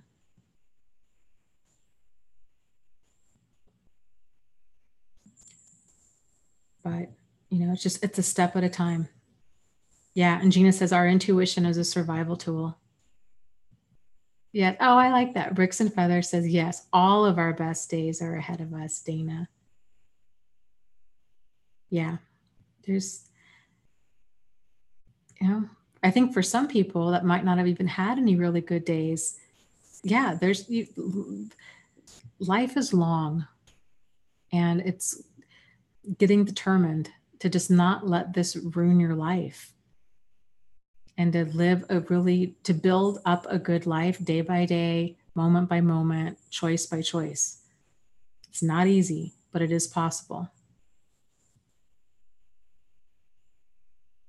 Gina says, I think with these kinds of circumstances, we need some help with the blueprint. Well, you know what, then maybe this is something that we kind of need to brainstorm, because there is a lot. There is a lot here. And that's a great, Bricks and Feather says, yes, you can make your own blueprint. You have to make your own blueprint, but you can borrow ideas for that blueprint from others. Absolutely. Yeah, you hold on to what helps and you let the rest go. Absolutely.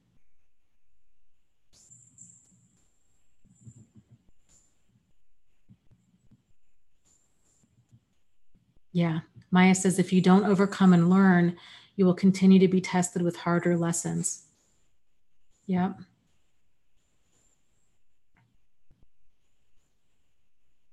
Yeah, Sam, that's cool. Sam says, I always say my angels gave me guidance to find out about NPD abuse. He says, I found out about it late January, but that feels like so long ago.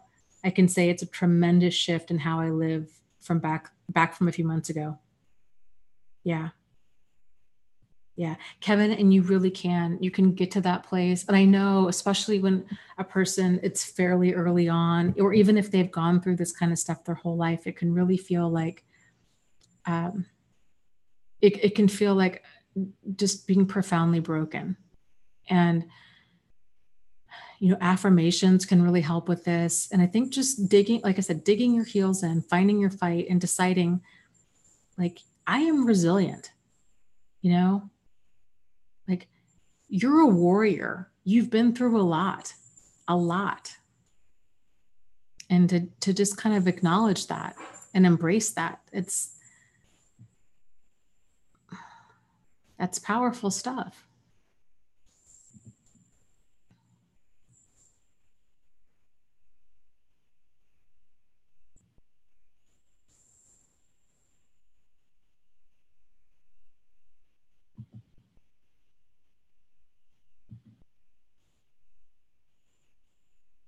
So, okay. I think we're over. I'm sure we're over because my timer went off. Yes, we are.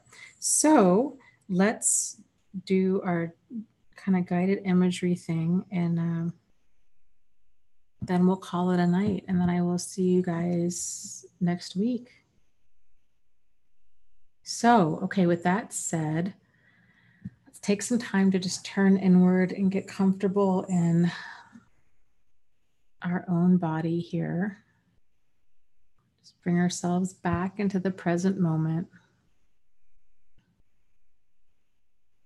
Taking a deep breath in through your nose, out through your mouth.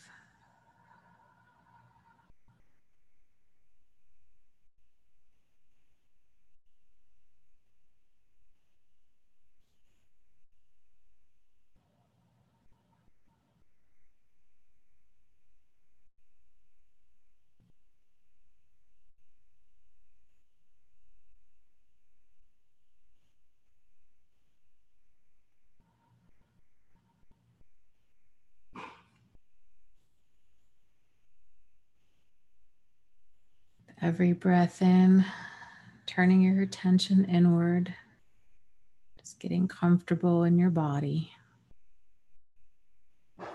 Realizing at this moment that you are safe.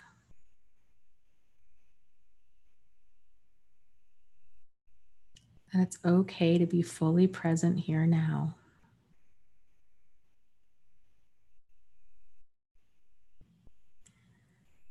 Now bringing your attention up to the top of your head. Slowly relaxing your forehead and your eyes, your cheeks, and your jaw. Letting your tongue fall from the roof of your mouth. Letting your jaw fall open. Noticing what it feels like to just let your face relax. Let all that tension go. Relaxing your neck and your shoulders.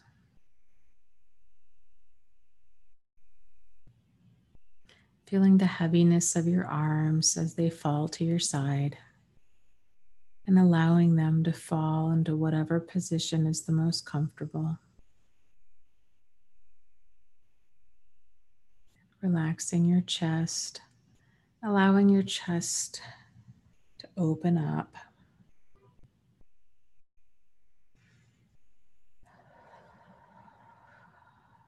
And remembering to breathe.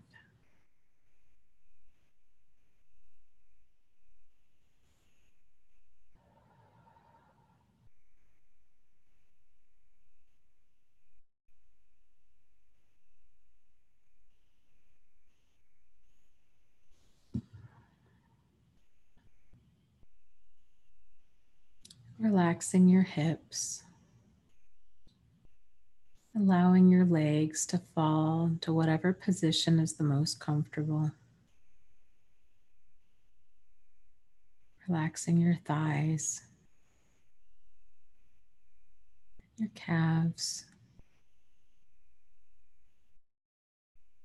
and your feet. Allowing your feet to fall in whatever position is the most comfortable. Letting your legs get heavy. And remembering to breathe.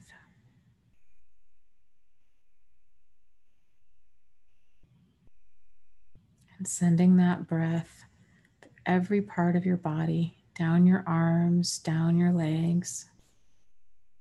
Just being fully present in your body.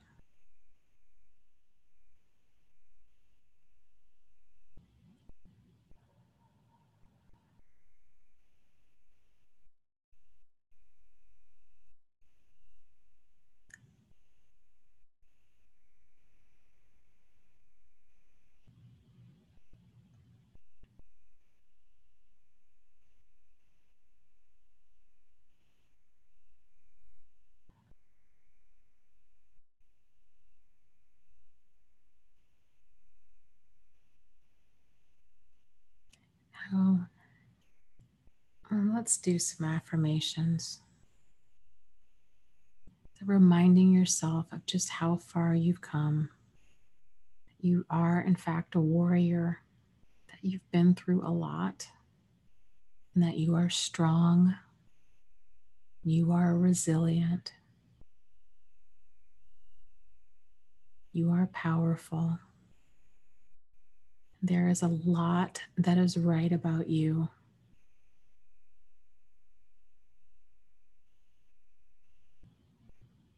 Keeping your hurt feelings and your self-worth in two different buckets.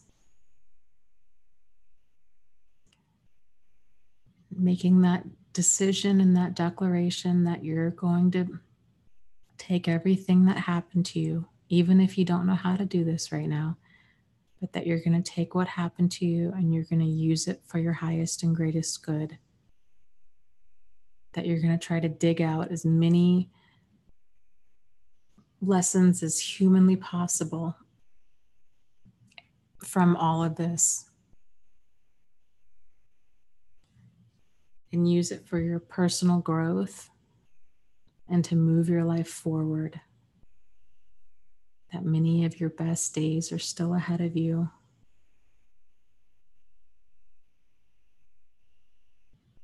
Getting determined to live your best life moment by moment, decision by decision, that you matter, that there's so much right about you. There really, really is.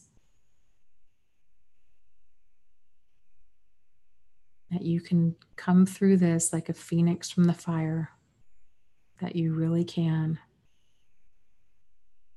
You are resilient. You are strong. You are a warrior. And you matter. And you are worthy of having a life that you love. And that moment by moment, day by day, the more you're doing such a good job. You're turning inward and you're paying attention to your intuition and your thoughts and your feelings. And you're getting more and more clarity every single moment. And the more clarity you have, the more in alignment you're getting. And the more in alignment you're getting, the more your life really is starting to work for you. You're seeing things a lot more clearly, and you're just really learning so much about yourself and just really doing a good job of getting things on track.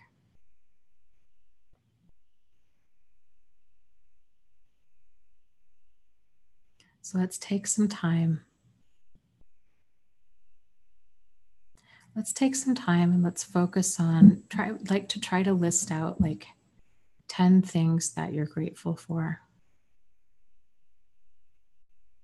Be big things or small things, but so oftentimes pain in our life can cause us to just feel so isolated and can be feeling like we're stuck in a dark place. Let's focus on the things that are working in our life. So perhaps being grateful for the health that you do have.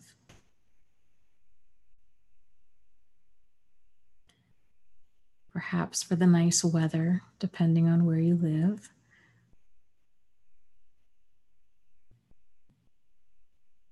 For how strong you are. You've come a long way. For the knowledge that you do have. For the lessons that you have been able to squeeze out of all of this. And what makes you uniquely you? Thinking about what are you grateful for? Like, boy, I really am glad that I'm determined, or that I'm stubborn, that I'm just going to dig my heels in and double down on my efforts to heal. I'm really glad that I have that character trait. Or that you're a caring person. Or that you have some sort of hobby that you really enjoy.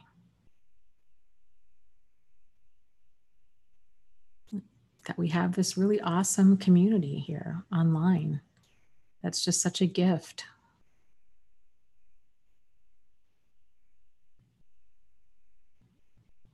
So let's take some time now and really feel those feelings of gratitude deep, deep within inside of you.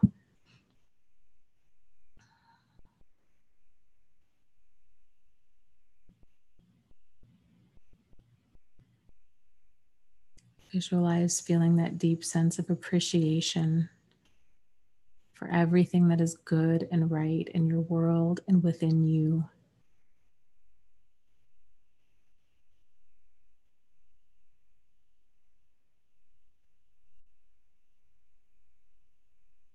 And when you're ready, come on back. Give yourself a really big, energetic hug. Just acknowledge, man, you've been through a lot. Like, I am so proud of you. like you're doing such a great job. You're doing it. You're doing a great job. When you're ready, go ahead and open your eyes.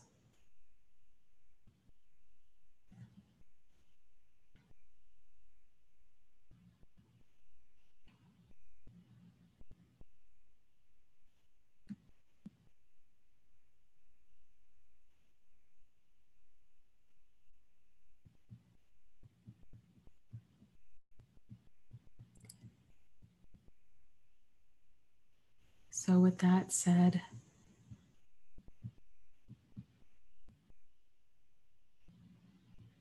thank you so much for joining me tonight, for joining us tonight. This is something that we do every Wednesday night at 8:30 p.m. Eastern Standard Time. So we'd love to have you back next week, and have a fantastic rest of your week. And let's start building up a life that we love, moment by moment, decision by decision. You can do this, step by step. You got this. So with that said, oh, thank you, Missouri Cowboy. Oh, you're so welcome. He says, thank you, Dana. Thank you for being here and allowing me to know that I am not alone. You are so very welcome. So lots of love to you guys. You are not alone. You are not crazy. And you really can move forward and heal from this.